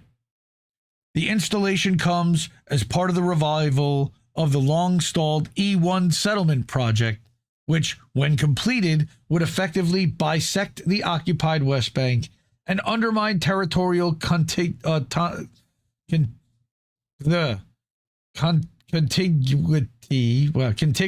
Wow, that's a tough word for me to say. In the West Bank or any Palestinian state. They want to split it in half and balkanize that too, and put a settlement in between them, with no way for them to get between them. Separate. If you got a cousin that lived on the other side of town, I don't know if you can ever get to him. Smotrich made no bones about the Israeli government's motivation when formally announcing the resumption of the plan on August 14th. It buries the very idea of a Palestinian state, not in documents, not in decisions or declarations, but in facts. But buildings can also be leveled, as Israel is proving on a daily basis. All right. The E1 area, a critical stretch of land between Jerusalem and Jericho to the east, functions as one of the last remaining corridors connecting the northern and southern occupied West Bank, as they continue to steal the rest of the land. It's also one of the final areas of territorial continuity connecting Jerusalem with the rest of the occupied West Bank. Israel intends to empty these areas of Palestinians and render them only accessible to settlers. That's ethnic cleansing. The transfer of an occupying power's civilian population into the territory that it occupies is a violation of international humanitarian law, the law of armed conflict, i.e. a war crime. Yep. At least 7,000 Bedouins living across 22 different villages will be expelled and rendered homeless as their homes are systematically demolished. The Israeli military already issued dozens of new demolition orders between the 12th and 14th of August, targeting Palestinian Bedouin villages located within that E1 zone. They've been targeted with systematic harassment and demolitions for decades. Then we go back to between January 2023 and mid-July of this year, at least 2,800 Palestinians, almost 2,900, from 69 different villages across the West Bank, primarily Bedouin, were forcibly displaced due to the coercive environment of intensifying settler attacks and movement restrictions. Where do these people go? They're intentionally creating homeless people in desperate situations. Palestinian Bedouins are on the front lines of Israel's violent annexation due to their residing in open areas outside of population centers and being at the direct mercy of the Israeli occupying force and settlers. Annexation is rapidly becoming a reality for all Palestinians. In Area C, in 60% of the West Bank, all we see are Israeli flags, Israeli police, Israeli civil defense, settlers moving freely. Palestinians have come to feel that it's dangerous to move around between cities and villages. In the case of formal annexation, the lives of residents across many villages in the occupied West Bank, particularly those heavily besieged by illegal settlers, will either become so unbearable that residents will be forced to leave and move to the cities, or settlers will expel them by force. Yes, burn down their houses, raze them to the ground, and potentially murder the inhabitants. Zaina al-Tahran is an independent writer and TV reporter based in occupied in Jerusalem. Again, the EI is an Indie Media Award-winning outlet. Fuck Israel every day. And I don't even know what you say anymore because I'm beyond fuck Israel. And I got a bunch more here. So let's go to People's Dispatch and let's hide Reef from here. Hey, make that disappear. Reef's name badge. Turn that off. There we go. All right. Million-strong general strike. Okay, we got a little bit of good news here. And again, Kit Knightley was calling it allegedly. It wasn't allegedly. It happened. Million-strong general strike blocks Italy for Palestine. 1 million people across Italy, led by grassroots unions, took part in a general strike supporting Palestine and the global Sumud Flotilla, which we're going to talk about in a minute because I figured it's a nice segue into the flotilla. Okay, so this is an article again from People's Dispatch. I think I found it in Popular Resistance or Sheer Post. But on September 22nd, approximately 1 million people across Italy, crazy, staged a general strike in support of Palestine and the global Sumud Flotilla, offering a vision of solidarity sharply at odds with the one displayed by European leaders at the UN these days. Ports, train stations, and major junctions were shut down as workers, many of whom were members of the grassroots union, Union Sindacale de Base, okay, the USB, brought the country to a halt. In Rome alone, 300,000, I don't know how they count these numbers, but 300,000 demonstrators occupied the city's main railway hub before marching through the streets. The call came from Genoa's dock workers, and here we are. We've blocked everything. That's great. Okay? First responders will never be complicit in genocide, and we're protesting a government that's entrapping us in rearmament. So it's not just about Palestine either. Earlier this month, as the global Sumud Flotilla prepared to launch, members of the Dock Workers Collective in Genoa vowed to halt port operations if Israel attacked or blocked the fleet. Weeks later, following continuous local mobilizations and public assemblies, they made good on their promise. Thousands shut down Genoa's port from the early morning hours, joined by workers in the strategic harbors of Trieste, Venice, and Livorno.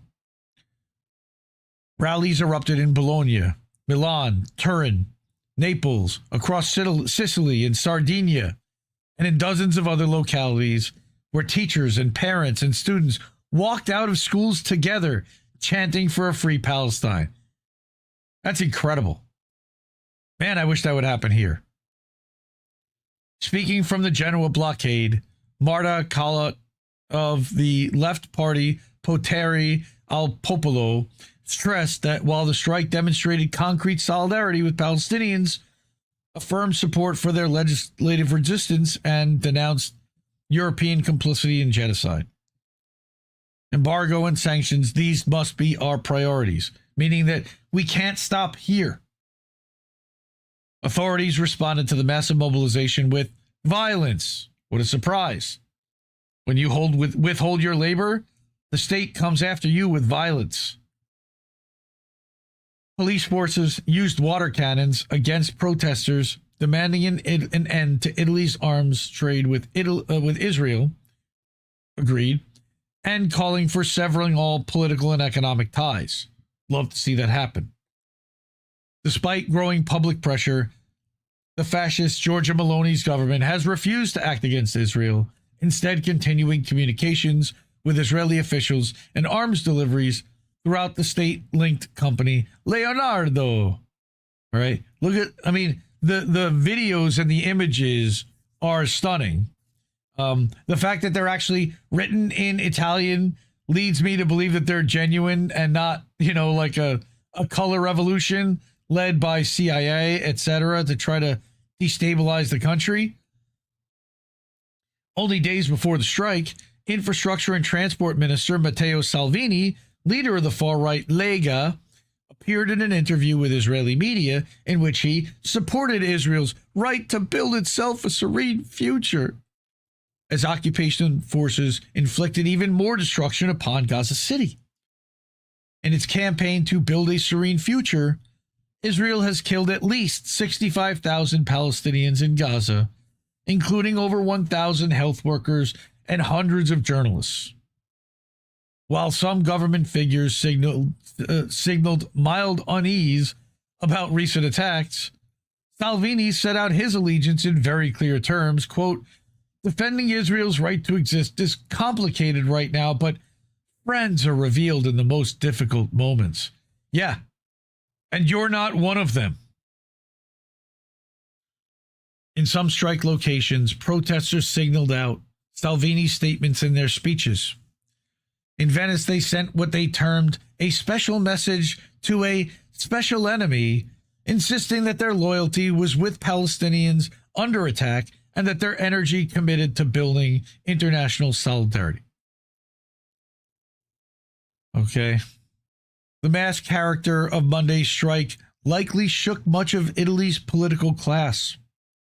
In recent years, the government had passed measures to restrict demonstrations and downplay the organizing capacity of trade unions and the left. Yet, weeks of continuous protests, culminating in the general strike, undermined these efforts. So, even though it's illegal, and even though they're trying to do everything to stop them, somehow these people in Italy pulled it off. Workers have returned to center stage and are calling on citizens, all citizens, to stand up. They're not doing so for a contract renewal, but to demand justice for a distant and tormented people.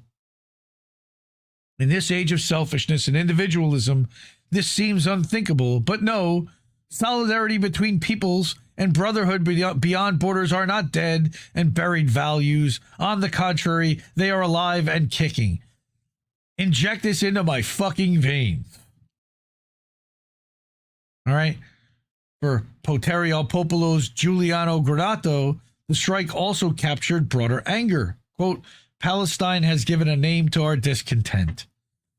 I don't like kind of doing that, actually, but okay. All right.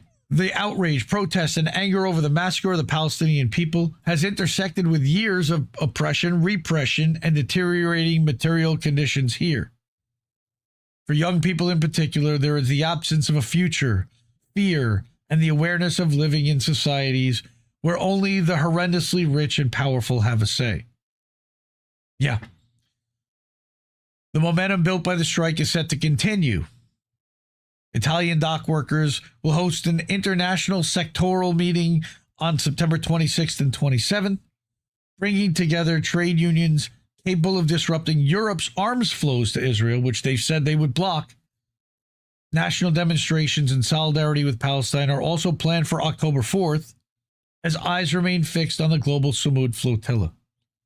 If Israel attempts to stop it, Italian workers have already shown that they are ready to block the country, sending a signal that could inspire others to organize along the same lines. I sure hope so, man. I'll tell you, I'll say it.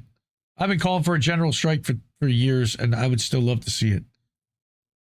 All right. And I also wanted to bring this from BetBeat, and I'm not going to be able to read through this whole thing because I still have a bunch more. But BetBeat wrote that Italy's rage for Gaza must spread. All right. That what we witness in Gaza is not merely the extermination of a people, it's a laboratory experiment in mass psychological conditioning, a blueprint for how ruling elites will subjugate populations worldwide when their time comes to be discarded. We are all Gaza, because at some point we will all be Gaza, is what he's saying. All right. The ruling class understands what most of us refuse to acknowledge. Gaza is not an aberration, but a preview. The same forces that rain death on Palestinian children today will turn their weapons on any population that threatens their power tomorrow. You saw what Trump is talking about doing. The silence of governments, the complicity of institutions, the careful neutrality of those who pride themselves on moral clarity. All of this serves a purpose beyond Palestine. It establishes the parameters of acceptable suffering. All right. As the activist and writer Susan Abdul-Hawa explains, quote, the process follows a predictable pattern, one that has been refined through decades of implementation. First, commit an atrocity that shocks the conscience. Allow the outrage to build. Let millions march in the streets. Let them believe their voices matter. Then escalate. Do something even more horrific. Something that makes the previous atrocity seem restrained by comparison. Watch as protests fade, as people retreat into private anguish, as the sense of powerlessness takes hold. We saw this with Iraq, where millions flooded the streets in opposition to an illegal war. The machine ignored them and proceeded anyway. Then came Libya and Syria and Yemen, each intervention more brazen than the last, each met with diminishing resistance. By the time Gaza arrived, the conditioning was already complete. The world had learned its lesson. Nothing you will do will make them stop. This isn't by accident, but by design. Go read the rest of this article over at BetBeat Media, betbeat.substack.com. I love those guys. Go give them a follow. Go support them. Go read the rest of this article over there. I did want to dedicate some time also to Dr. Hussam Abu Safiya because we got an update about him and it wasn't great. Ryan Rosbiani, I'm sure many of you know him, follow him over on Twitter, published this the other day. Breaking an update on the doctor after 276 days in captivity. We've literally been talking about this man all year and how he's been tortured and imprisoned.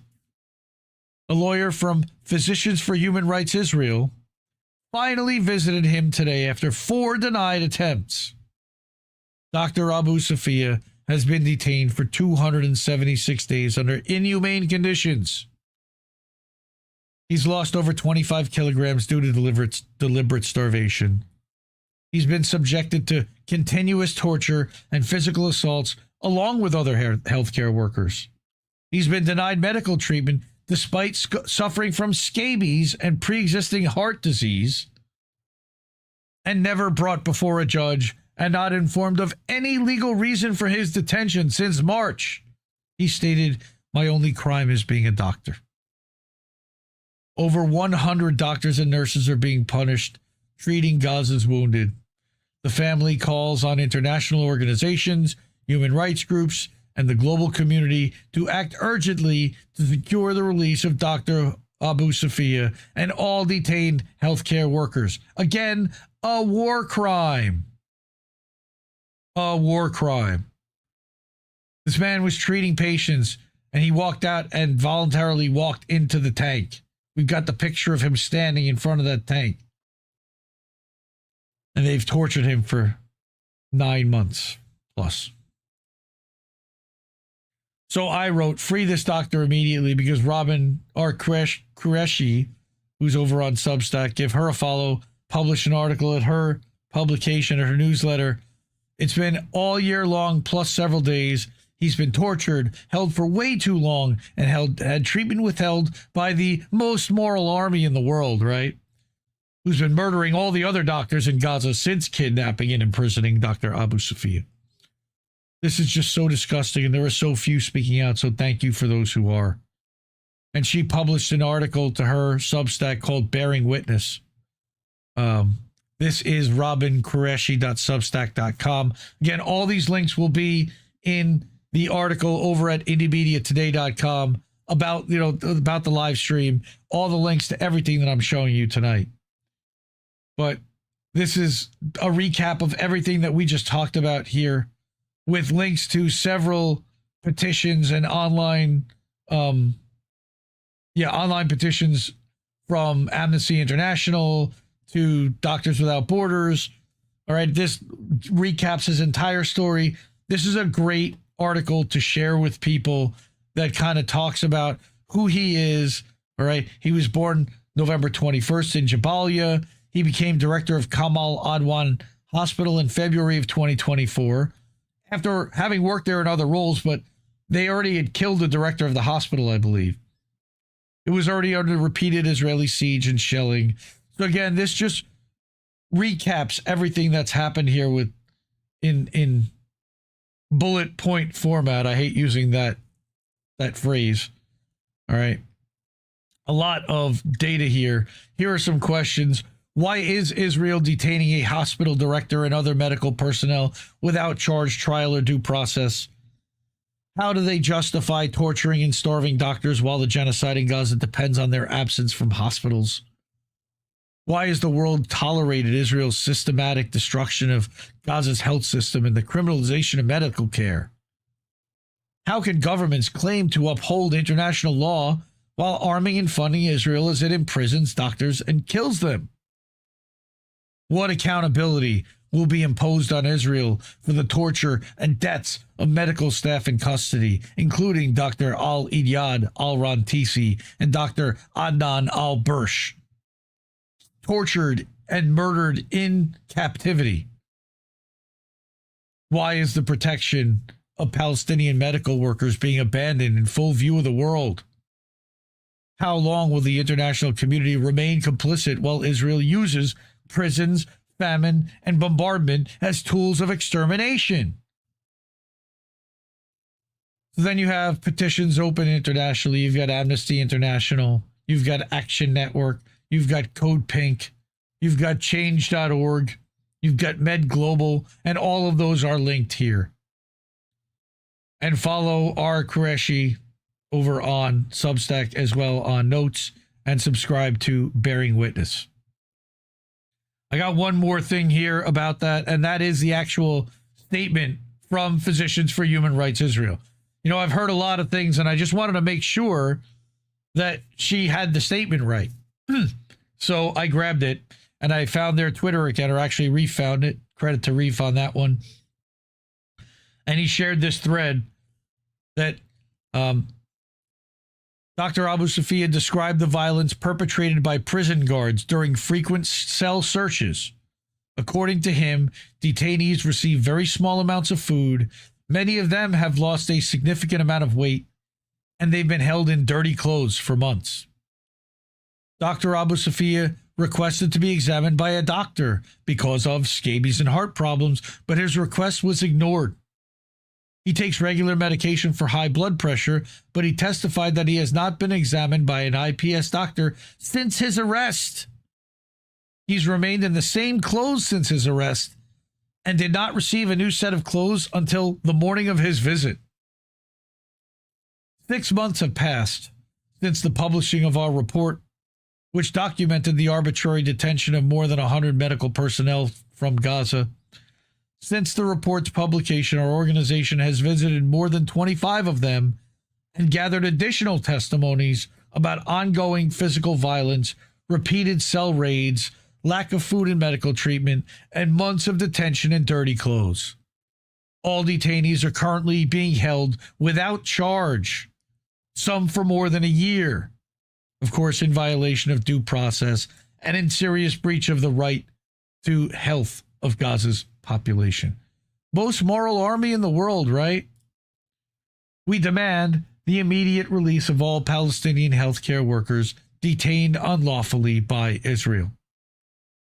Their detention serves no justice and directly undermines the right to health for the Palestinian population. It is imperative that the international community act to ensure their freedom, dignity, and ability to serve those in desperate need. Okay. Man, fuck Israel. I mean, just perpetrating the worst imaginable genocide and conditions on a civilian population. And then it's going to murder them on top of it. So we won't be remonetized for that last hour and change, I'm sure. So please support INN with a $5, $10, or however many dollar contribution, a tip over at ko-fi.com/Indie News Network. You got Cash App, $, Indie News Network. You got paypal.me/Indie News Network. We're live over at IndieNewsNow.com, and you can actually get to the merch store over there too. There's a link at the top of navigation for merch. You can buy a shirt or a sticker or a beanie. Winter's coming up. Or over at Substack at IndieMediaToday.com, where we're live right now, or at INNNewsletter.com, where we're scheduled to go live later, but I don't know if Reef's actually going to be there for boat smashing and other boats. But I still have a bunch more. So we'll hang out if he doesn't show up. Okay, so I wanted to go to before I do, let's just, hi everybody. What's up? Yeah, Russell's rebrand. I donate some pickled eggs, Indy. No, I don't want Russell's pickled eggs, please. I know where they've been. They're full of ditty oil and stuff. All right. Hell is empty and the devils are in charge of Western imperialism. Agreed, Kurt Boss. Good to see you, sir. Good to see everybody here. Kieran Pine. Abby, I saw Abby in the chat. Cowboy Kitty. I thought Israel was just a giant Walmart bathroom. Man, it's just gross. Please keep your sanity during this. We need all of you. Practice self-care. Yeah, I have to participate in that more. I'm definitely losing my mind. And I don't know how you kind of balance all of that. I mean, I did want to talk about the flotilla. We're going to get to that later on. But in the meantime, I did have this article from Eva Bartlett that I wanted to bring. That's ingaza.wordpress.com is her blog and her publication newsletter. She talks about Ukraine because that's still part of and what's going on in Ukraine, still in the Donbass, is close to her heart. Canada keeps bankrolling Ukraine's war crimes. And yes, there are still ongoing war crimes in Ukraine. The new prime minister, just like the old one, meet the new boss, same as the old, is handing Kiev the cash much needed at home. Right? Mark Carney sending $2 billion and contemplating sending Canadian troops to Ukraine, but neglects the ongoing genocide in Gaza as if Palestinian lives matter less. This is institutional racism, nothing else. Right? She wrote this over at RT, republished here. Following in the shameful footsteps of both Justin Trudeau and Chrystia Freeland, Canadian Prime Minister Mark Carney continues pledging support and money, which Canadians desperately need, to Ukraine, the Nazis over there, to prolong the proxy war against Russia. Carney chose Ukrainian Independence Day to voice the Canadian government's continued pledge to support Ukraine. What do they get out of that exactly? As he landed in Kiev on August 24th, Carney posted on Twitter, quote, "On this Ukrainian Independence Day, and at this critical moment in their nation's history, Canada is stepping up our support and our efforts towards a just and lasting peace for Ukraine." Now, just remember that Mark Carney is a Brit. He's not even Canadian, I don't believe. He's installed as a prime minister there. He's unelected. Later in the day, he posted, quote, "After 3 years at war, Ukrainians urgently need more military equipment because they burned through all of it. Canada's answering that call, providing $2 billion for drones, armored vehicles, and other critical resources." This latest pledge brings Canada's expenditure on Ukraine since February of 2022 to nearly $22 billion. Again, what have they gotten out of that $22 billion? What does Canada gain from that? Further, he pledged to potentially send Canadian or allied soldiers, stating, "I wouldn't exclude the presence of troops. As long as it's your children, I'm fine with that. But I guarantee you he ain't sending his kids." Pause for a moment to examine the utter lack of logic behind these statements. For peace for Ukraine, Canada will support further war to ensure more Ukrainian men are ripped off the streets and forced to the front lines, where they will inevitably die in a battle they didn't sign up for. Like his European counterparts and bosses, Carney's insistence on prolonging the war is in contrast to Russia's position of finding a resolution. She recently spoke with Ambassador Chaz Freeman, an American career diplomat for 30 years. Speaking of how the Trump admin, quote, "began in office by perpetuating the blindness and deafness of the Biden admin to what the Russian side in this conflict has said from the very beginning," he outlined the terms that Russia made clear in December of 2021, and from which it has not basically wavered at all. This includes neutrality and no NATO membership for Ukraine, protections for the Russian-speaking minorities in the former territories of Ukraine, and some broader discussion of European security architecture that reassures Russia that it will not be attacked by the West, and the West that it will not be attacked by Russia. Because Russia's never had any intent to attack the West. That's been a manufactured narrative in order to justify everything that they're doing in Ukraine. It's worth keeping in mind that Canada has been one of the main belligerents in Ukraine, funding and training Ukrainian troops for many years before the 2022 start of Russia's military operation. Canada's training of Ukrainian troops included members of the notorious neo-Nazi terrorists of the Azov Regiment. Former Deputy Prime Minister Chrystia Freeland proudly waved a Banderite flag in 2022.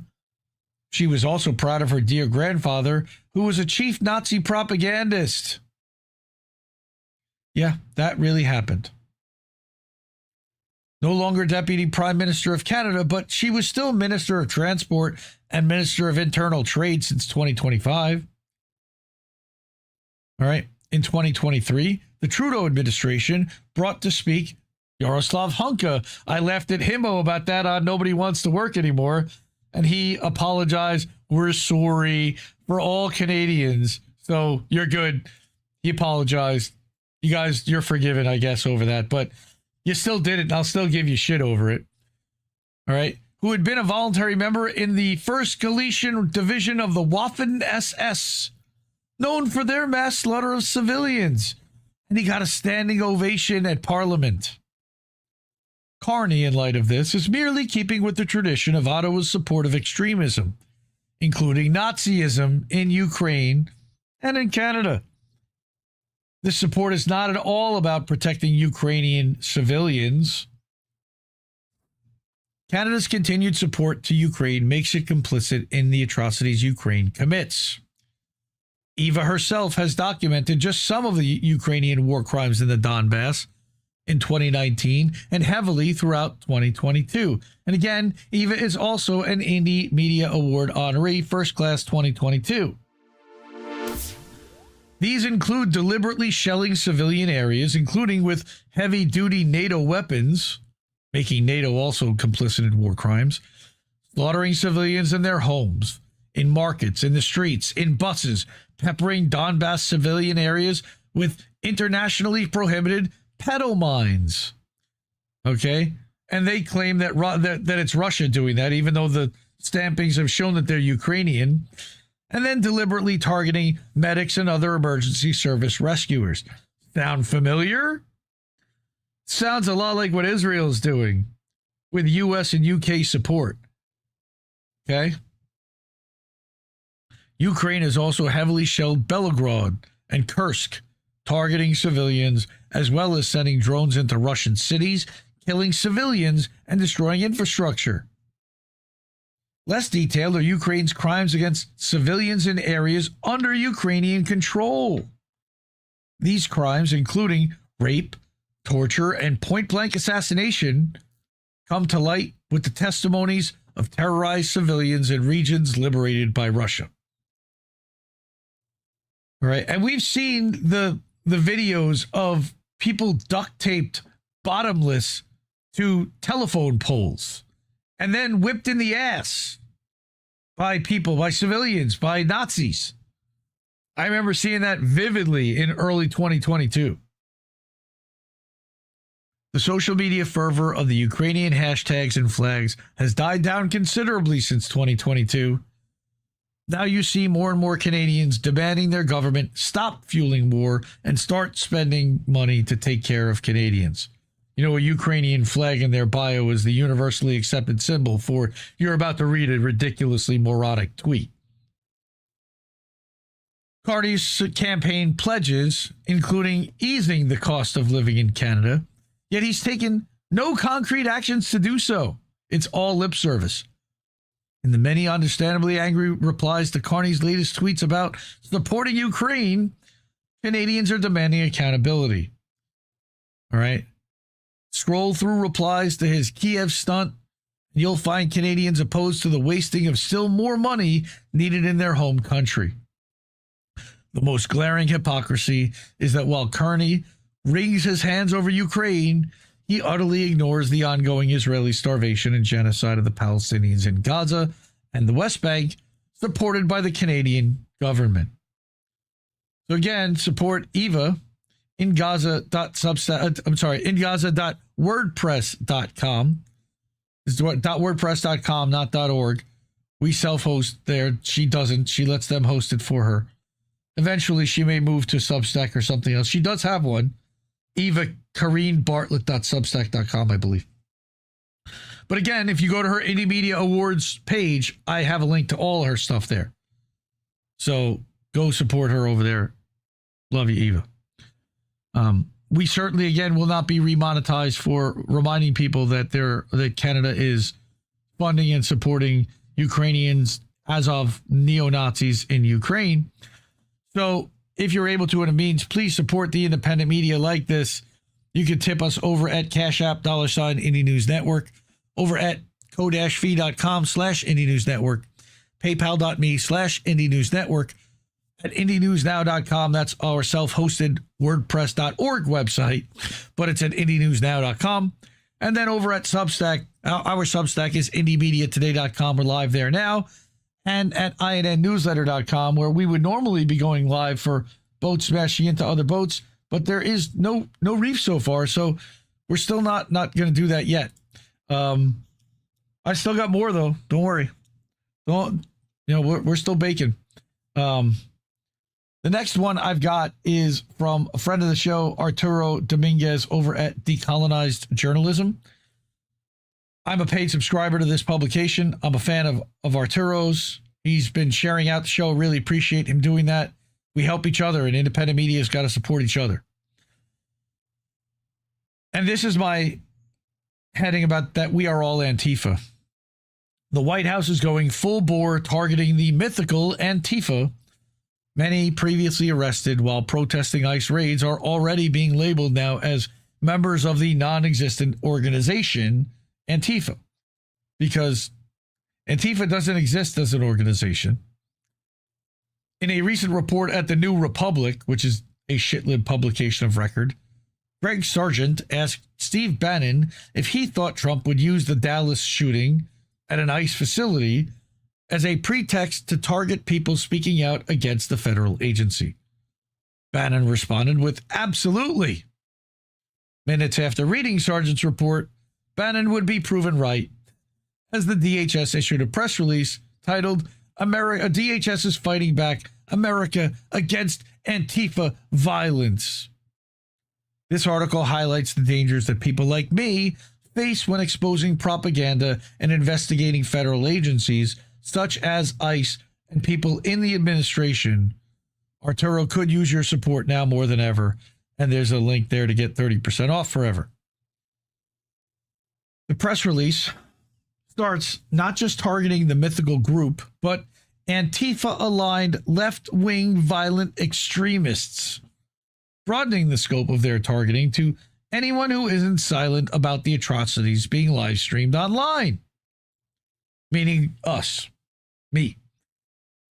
The language is so broad that everyone, including conservatives who speak out against the genocide in Gaza, can be labeled as Antifa-aligned in the future. That's their plan. Even speaking up against anything white nationalist Republican leaders say or do can be labeled as such at any given time. Welcome to 1984. Antifa-aligned domestic terrorists have nowhere to hide. DHS is upholding the rule of law, reads the first sentence in the press release. The Department of Homeland Security has arrested dozens of Antifa-aligned left-wing violent extremists who've attacked law enforcement, murdered innocent civilians, and launched a wave of violent riots throughout the United States. Really? Who are they? It took little time for the administration to label the mass shooting at the Dallas ICE facility as an Antifa-aligned attack, as noted by various statements from the White House and echoed by DHS spokesperson Tricia McLaughlin, formerly of Fox News, in the latest press release. Despite all evidence pointing to the shooter being a misanthropic nihilist, the White House is moving quickly before truth becomes a more well-known fact in the news media and online. McLaughlin took it a step further in her statement by attempting to associate migrants with Antifa. Antifa and other left-wing extremists, okay, I can't even read their statement. It's nonsense.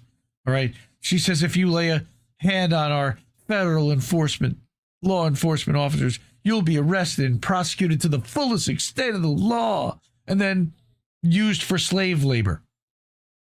But Antifa and their friends haven't stopped us. Of course not. You guys have the full backing of the state and you're armed to the teeth with military equipment. They're not even slowing us down, despite the 1,000% increase in assaults against them. Why would that be? Our brave men and women in federal law enforcement are still on the ground. I wish they were on the ground, but they're standing still, fighting every single day to uphold the rule of law. No, they're not, and that's not their fucking job. And keep Americans safe from violent extremists and criminal aliens alike. That's not DHS's job. It should be noted that many of the cases of alleged assault proved to be incidental contact in crowded environments, leading to many of those charges being dropped. But why waste a good propaganda? The statement continued to try to associate the Dallas attack with leftist violence, continuing the propaganda from the White House, equating benign language with violence and ignoring the violent language that's become so prominent in right-wing circles.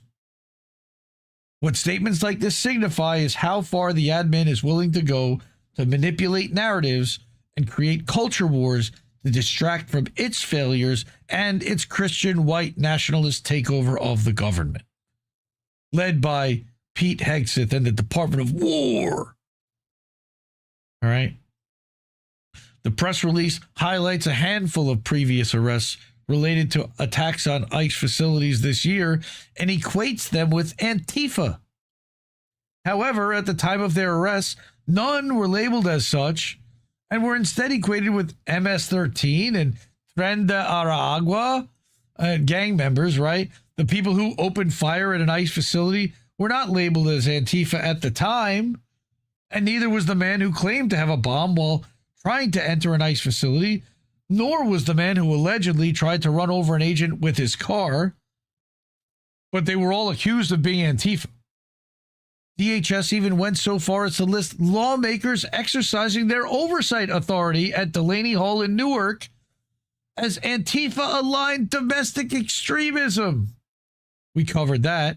What's his name? The mayor of Newark tried to get in, but also the elected Congress people that had authority to visit and to inspect the facility at random.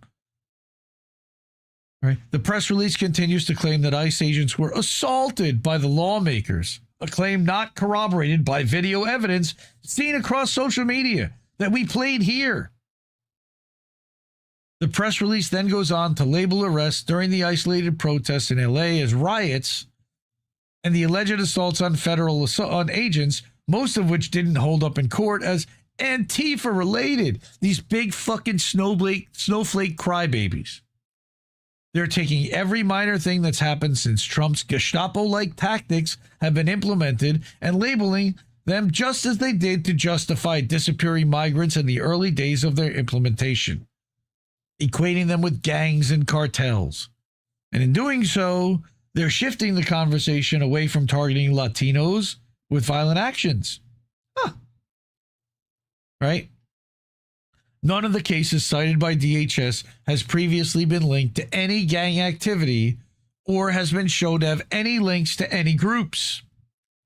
Now, since Trump signed the executive order targeting Antifa, we've watched the White House switch up the false accusations. From labeling protesters as protecting gang members, which is bullshit, to making their dissent appear as an Antifa-related straw man. This targeting is no different than labeling people who speak up against the genocide of Palestinians as Hamas supporters to drown out concerns about the slaughter of innocents.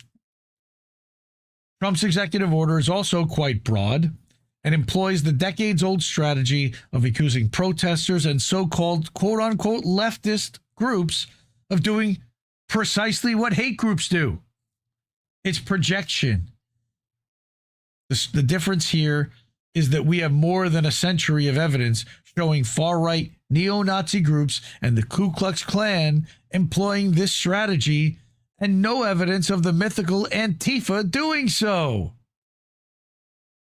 Again, the executive order says, quote, this is insane rhetoric. This is right, by the way, out of Project 2025 language. Antifa recruits, trains, and radicalizes young Americans. Really? Where are they recruiting them and how? And to what organization? And where are they organizing? To engage in this violence and suppression of political activity, then employs elaborate means and mechanisms to shield the identities of its operatives. Balaclavas. Yes, elaborate means. Conceal its funding sources because they don't have any. And operations in an effort to frustrate law enforcement and recruit additional members. Who is recruiting on behalf of Antifa? How do you get the job of Antifa recruiter? Is that something I can apply for somewhere? Individuals associated with and acting on behalf of Antifa further coordinate with other individuals and entities for the purpose of spreading, fomenting, and advancing political violence and suppressing lawful political speech. No, you're suppressing lawful political speech. Literally, protesting nonviolently is lawful political speech. 1984 shit. This organized effort, designed to achieve policy objectives by coercion and intimidation, is domestic terrorism. Well, at least you admit what you're doing. Yes, but I think you're projecting again and accusing somebody else of that which you are guilty. While conservatives and the far right and the Democrats celebrate this likely illegal order, No legal mechanism for Trump to designate any domestic group as a terrorist organization. Its broad warning can and likely will be weaponized against them. Any questions about how it will inevitably impact the political right should be directed at the presidential memo issued on Thursday, which highlights the extent of Trump's attack on free speech and the right to protest, equating them with terrorism. Protesting is now terrorism. The White House's justification, unsurprisingly, only highlights attacks on Trump, Big Head Chuck, the rapist in the Supreme Court, Brett Kavanaugh, and the Dallas ICE facility, which again was a libertarian misanthrope, a lone wolf, which was likely MK Ultra, allegedly, as is noted in the memo. It doesn't mention any of the attacks on others who don't fit their narrative. It also glosses over the attackers' motivations because they don't align and portrays each one as a leftist attack while ignoring the prevalence of far-right attackers and the school shooting that occurred the same day as Kirk's murder by an avowed neo-Nazi. Yeah, that happened. That happened in Colorado.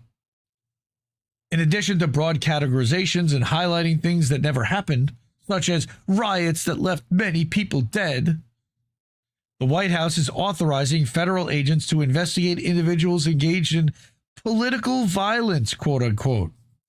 If you've been paying attention, the administration has been labeling benign speech that challenges its actions as hateful rhetoric.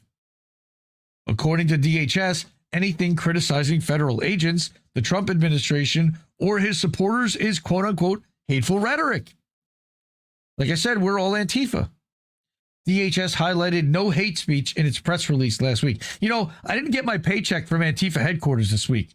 Who do I call? Is there somebody at Antifa HQ? Is there somebody in Antifa HR for me to call? The targeting of speech, whether you agree with that person's views or not, should concern everyone in the United States. What the Trump admin is attempting to do is an escalation that on the attack of freedom of expression not seen in decades, if not longer. Yes and no. I think the Biden administration was doing just the same, if not worse, in a lot of cases. I agree to disagree with him on that one.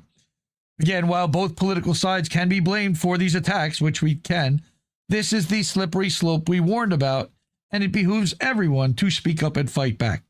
They can't silence us all. Yes, Kurt, Big Brother is calling. All right.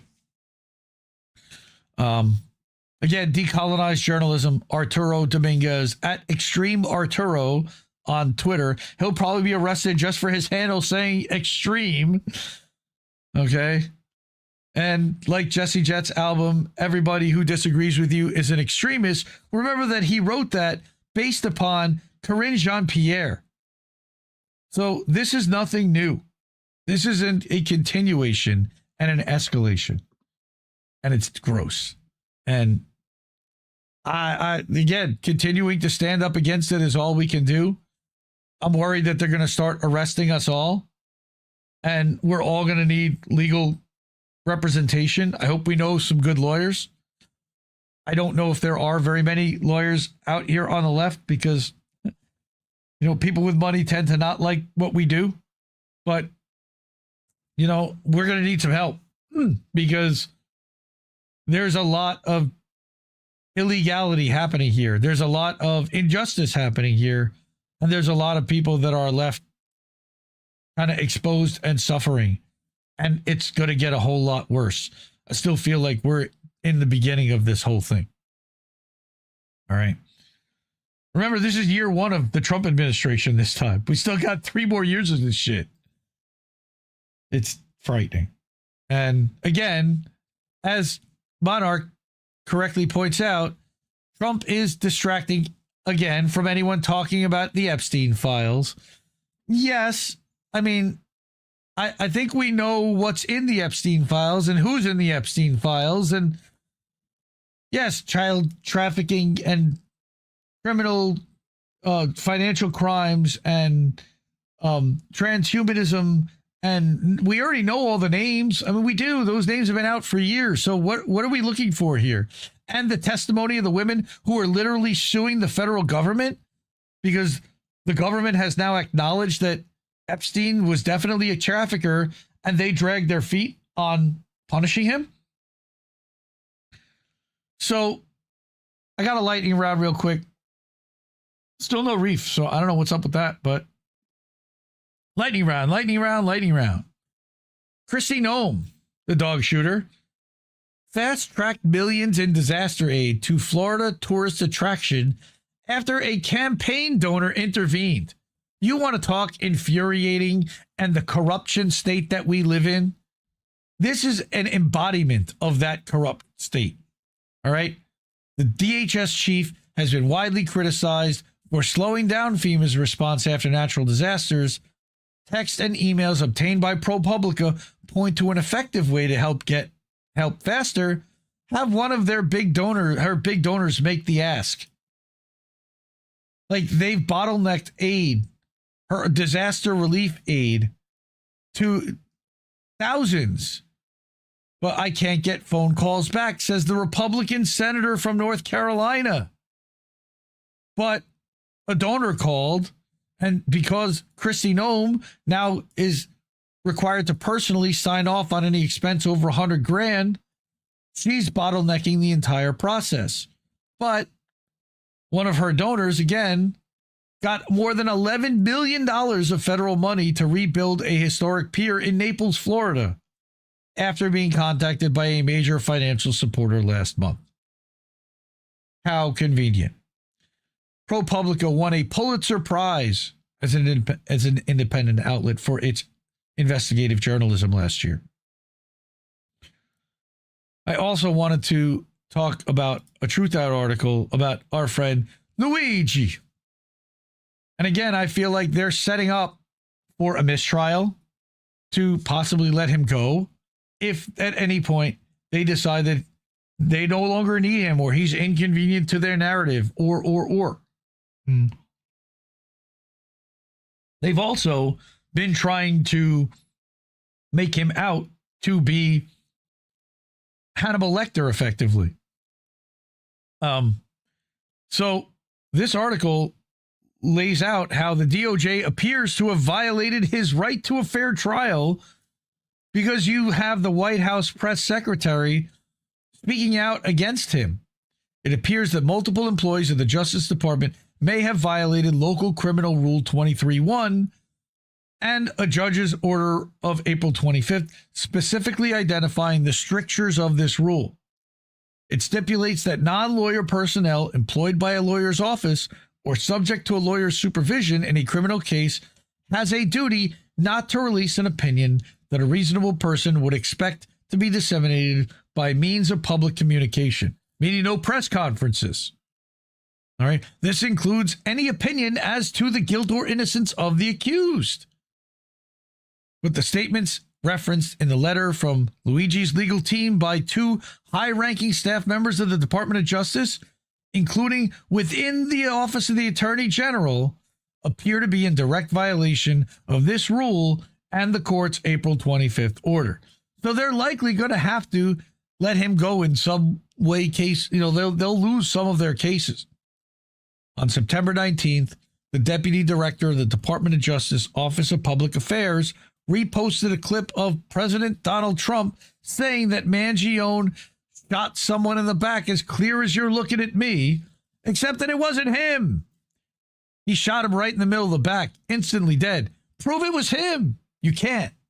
You have a confession? You don't. The DOJ staffer wrote, POTUS is absolutely right.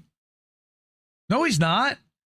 The chief of staff and associate deputy attorney general retweeted the same post. Oh, conveniently, that original post was later deleted because somebody in the White House counsel probably told him that he might have just caused Luigi to have to be set free. Future violations may result in sanctions, including relief specific to the prosecution of this matter. Relief, meaning relieved of having to try it. The letter to the court from Mangione's lawyers includes numerous examples of Trump administration officials speaking about Mangione's alleged guilt in the fatal shooting of United Healthcare CEO Brian Thompson in New York City last year. Luigi, again, has pleaded not guilty to all charges. They do not have him on tape. They have a shadow of someone in the background. There is no clear picture with his face showing that he did this. He's going to win. They don't have evidence. During a White House press briefing on September 22nd, the White House press secretary said Mangione was a left-wing assassin who shot United Healthcare CEO Brian Thompson right in the back in New York City. No, allegedly. No, he's accused of. No, they're just straight up saying he did it. And then you had Stephen Miller, same thing. Of course, the CEO was brutally gunned down by another self-described so-called anti-fascist. Again, there's that Antifa thing again. That was then celebrated by the other self-described anti-fascists. Yes, I oppose fascism. I oppose fascism. I oppose genocide. And I support Palestine action. And I guess that makes me a criminal and Antifa. The White House Deputy Chief of Staff for Policy reposted the clip on Twitter because he's a fascist. Mangione's attorneys wrote that the government knows this statement to be false. The government has indelibly prejudiced Mr. Mangione by baselessly linking him to unrelated violent events and left-wing extremist groups, despite there being no connection or affiliation. A recent, tragic, high-profile murder has only increased this prejudicial rhetoric. All right, talking about Charlie Kirk. The attempts to connect Luigi with these incidents and paint him as a left-wing violent extremist are false, prejudicial, and part of a greater political narrative that has no place in any criminal case, especially one where the death penalty is at stake. All right. I guess I read that whole article because it's short and it's a good one. And it's important to talk about Luigi. Free that man. He did not do it. Not guilty. Prove it. And let him go. Why is he not out on bail?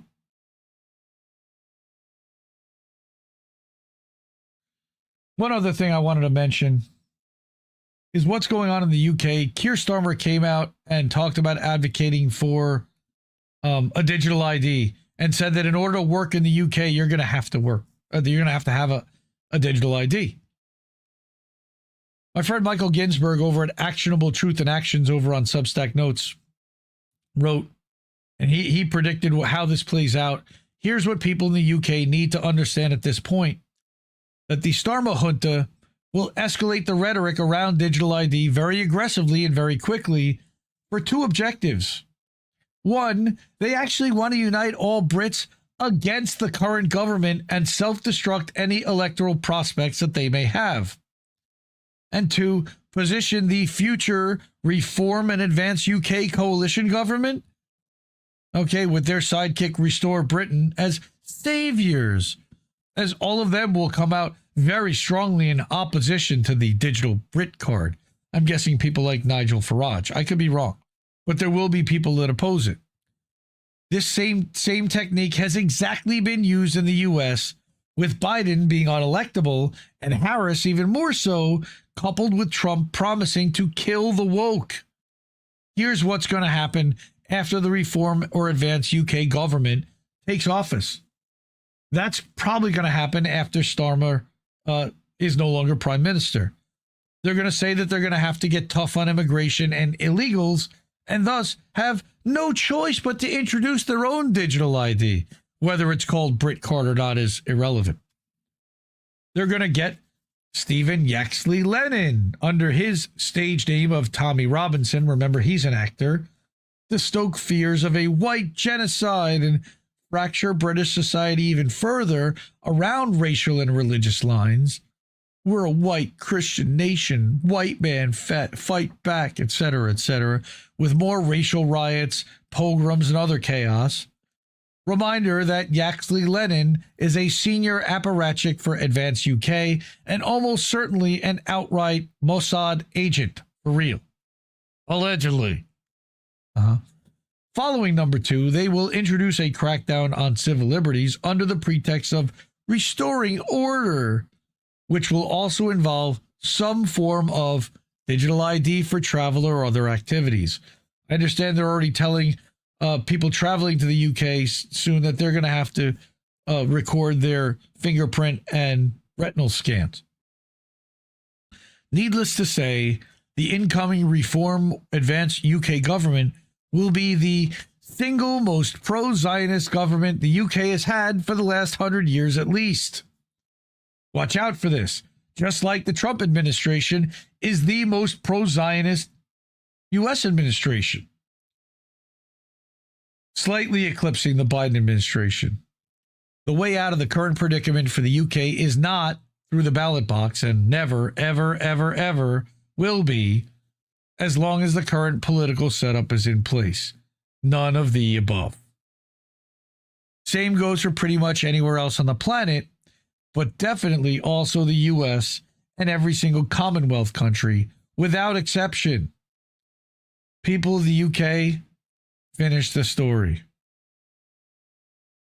It's only one poll, but even so, are we on the cusp of a massive change in our politics? Sky News can now reveal the latest polling projection from YouGov. And here it is.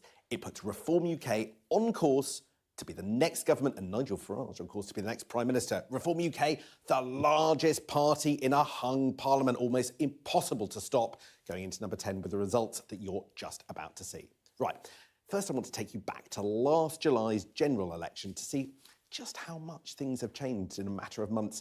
You could barely see any light blue, that's Reform UK's colour. Labour, well, they're really dominant. Tories still very visible in their dark blue. Now, I'm going to walk over here so you can see just how it's changed. And here it is. Look at this. So much light blue. It's really incredible. The North East, the East Midlands and Wales, all Reform UK dominated. Supporting Labour, genocide might have hurt them? A few heartlands. A third of their seats actually now would be in London. And the Tories, well, they're wiped out in the southwest and not even much dark blue in their southeastern heartlands. Neoliberalism is dead, folks. This is what the House of Commons would look like. And the party with the most seats, Nigel Farage's Reform, up to 311 seats. That's up 306. Incredible result for them. But even the Conservatives are losing 76 seats. That would mean them losing 2/3 of their seats.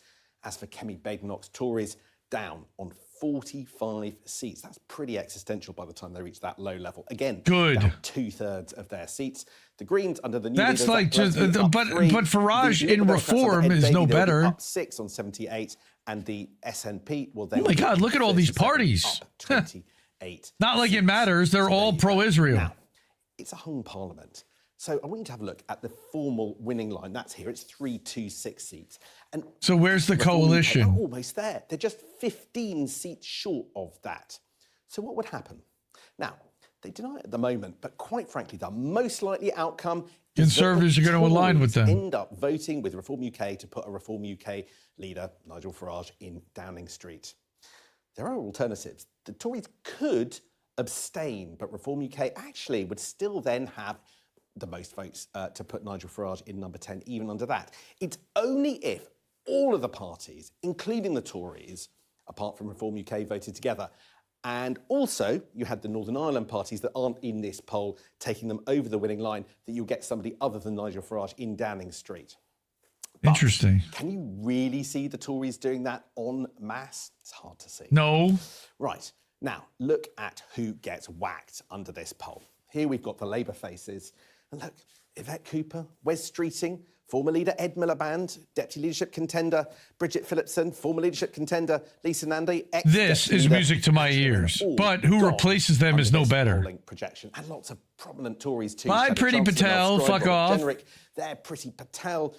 You've got Stuart Andrew, James Cleverly over here. She was former Home Secretary. Tory party chairman, so many would be gone. Now, I want you to focus on a couple of things. Here is Reform's 311 seats. But where have they all come from? Well, look at this. 231 of them have come from Labour. That's where the seats are from for Reform UK under this. Yeah, everybody 71 fucking from, hates Keir Starmer. Tories, 5 seats Reform hold on to, and the Liberal Democrats supply 2. Now, will Farage Now, continue on to the return genocide to is the map. question. This Will he is be the worse picture than that we've been giving Starmer? you across the whole of Great Britain. But let's zoom in on Scotland. Let's see that now. Now, of course, these are Westminster seats, but still, the SNP up to 37 seats. You can see that there. Labour wants the party of Gordon Brown down on 9. Just 1 Conservative. Now, when you look at this picture, it doesn't suggest that Labour wins next year's Scottish Parliament election. Now, You think? Let's look at Wales. Come over here. Reform UK. Well, This is interesting. You know, I don't really all the light blue. They're on 23 seats. pay attention Clyde on to. 6, Again, this and is Labour corporate on media. 3. Again, it's a Keep in different mind. Parliament, but it looks as if Labour could be on course to lose next May's Senedd election for the first time as well. If this poll reflects the next election, this suggests we are heading for a very different type of politics than we're used to. The established parties will now try and stop all of this from coming true. Austerity measures are going to continue. Massive ramp up of military would be my guess. Continuing to fund Ukraine. Like, damn. Okay. Well, fuck the UK. All right. Before I do the GoFundMe's real quick, still no word out of Reef, so I'm guessing we're not going to be able to do boats tonight. That sucks. That's disappointing. We'll have to maybe do that tomorrow night. Do Boats Uncensored on Monday night. But we are independent. We are user-funded. We do not take corporate funding. We do not take any sponsored dollars. We rely on you and our own pockets to fund this outlet. So if you're able to and it means, please support the media you want to see. Support independent media. Subscribe somewhere. Or you can tip us at Cash App, $, Indie News Network. $5, $10, whatever it is. ko-fi.com/Indie News Network.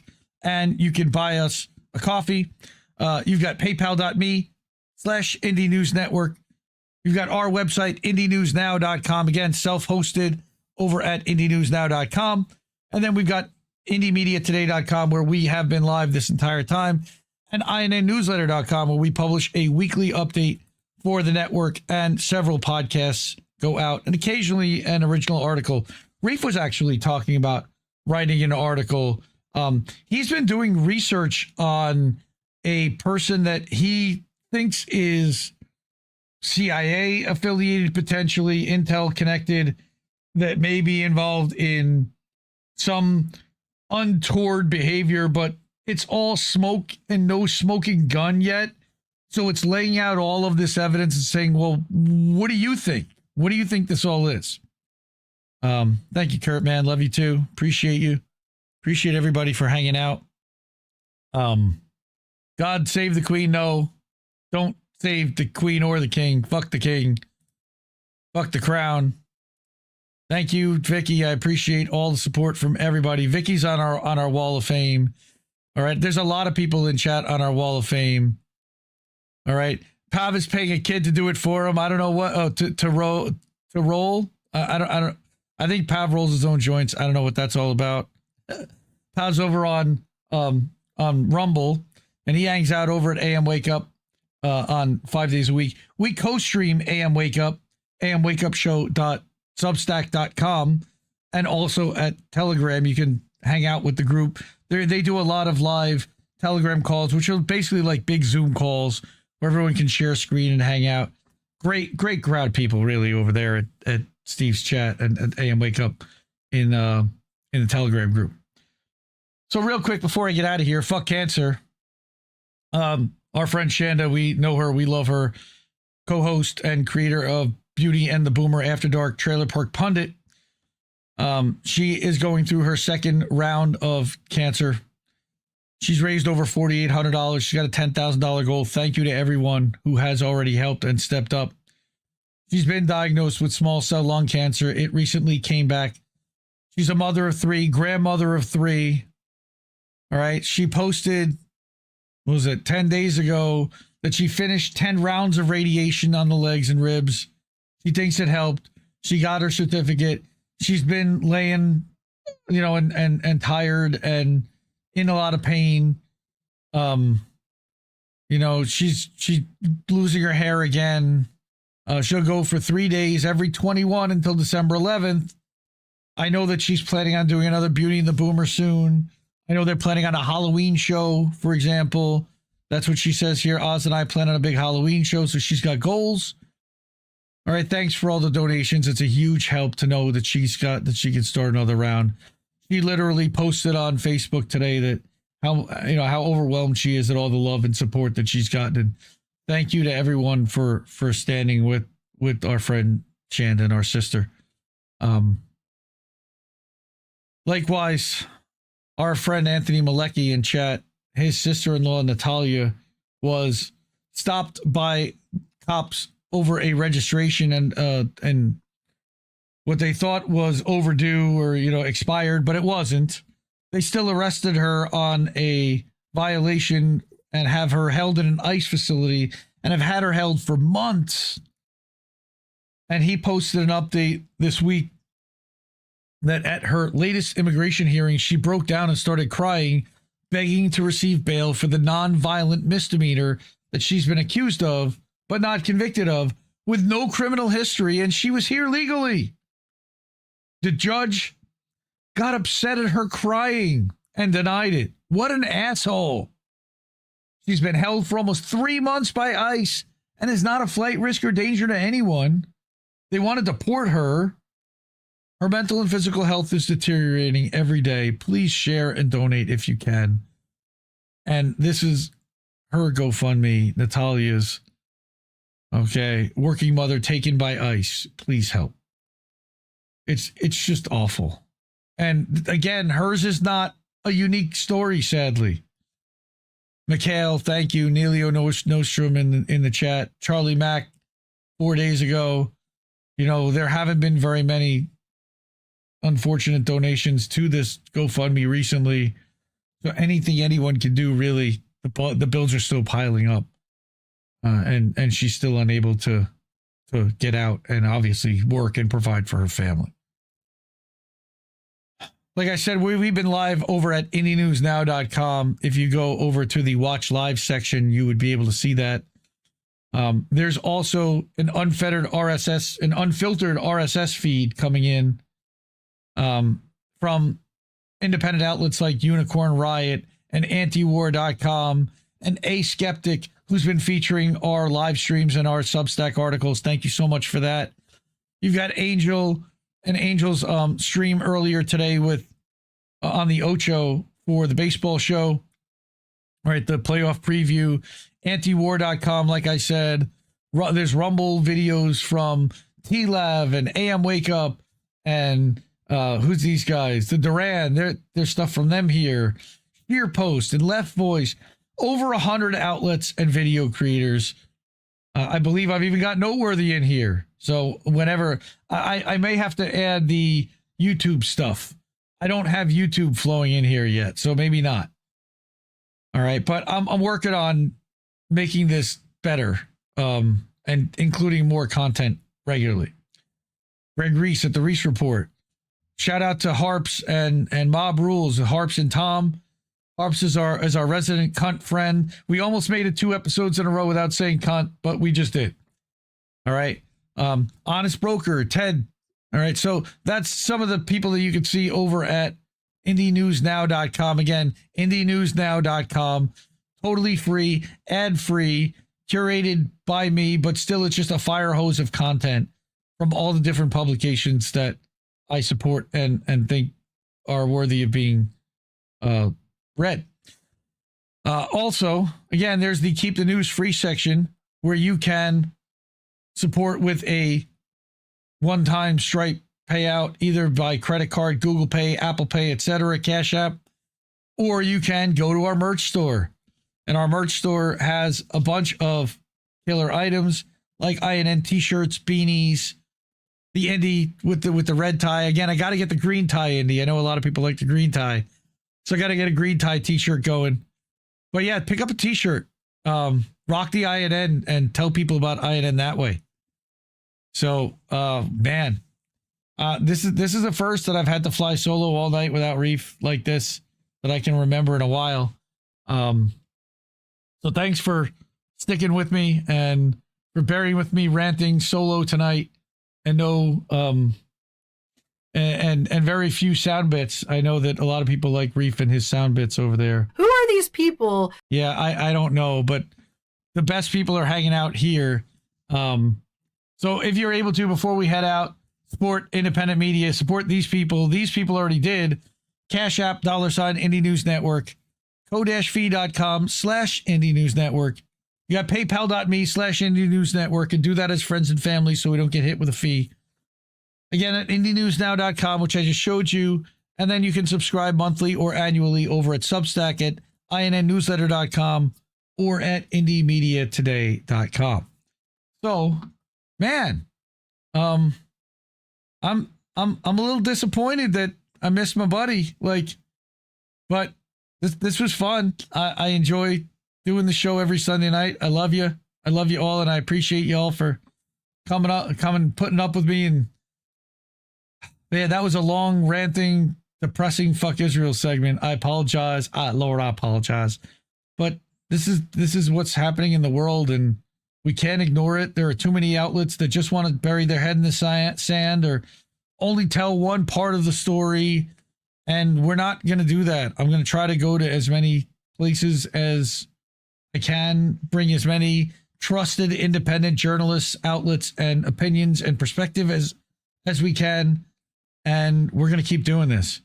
So, all right, I don't have any of his goodbye, although I do have this. No, we just fucking lost the stream. Night, everyone. Love you.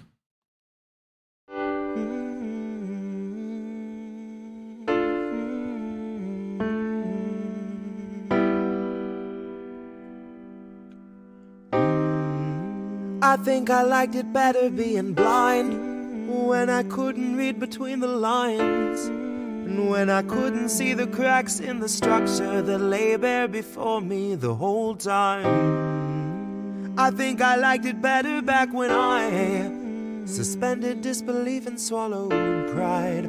I thought I knew the difference in the red from the blue, but they both bleed us so dry. They both bleed us so dry. My favorite songs don't hit the same way. I get to the end of a 4-minute track and I'm only looking back thinking, what did they actually say?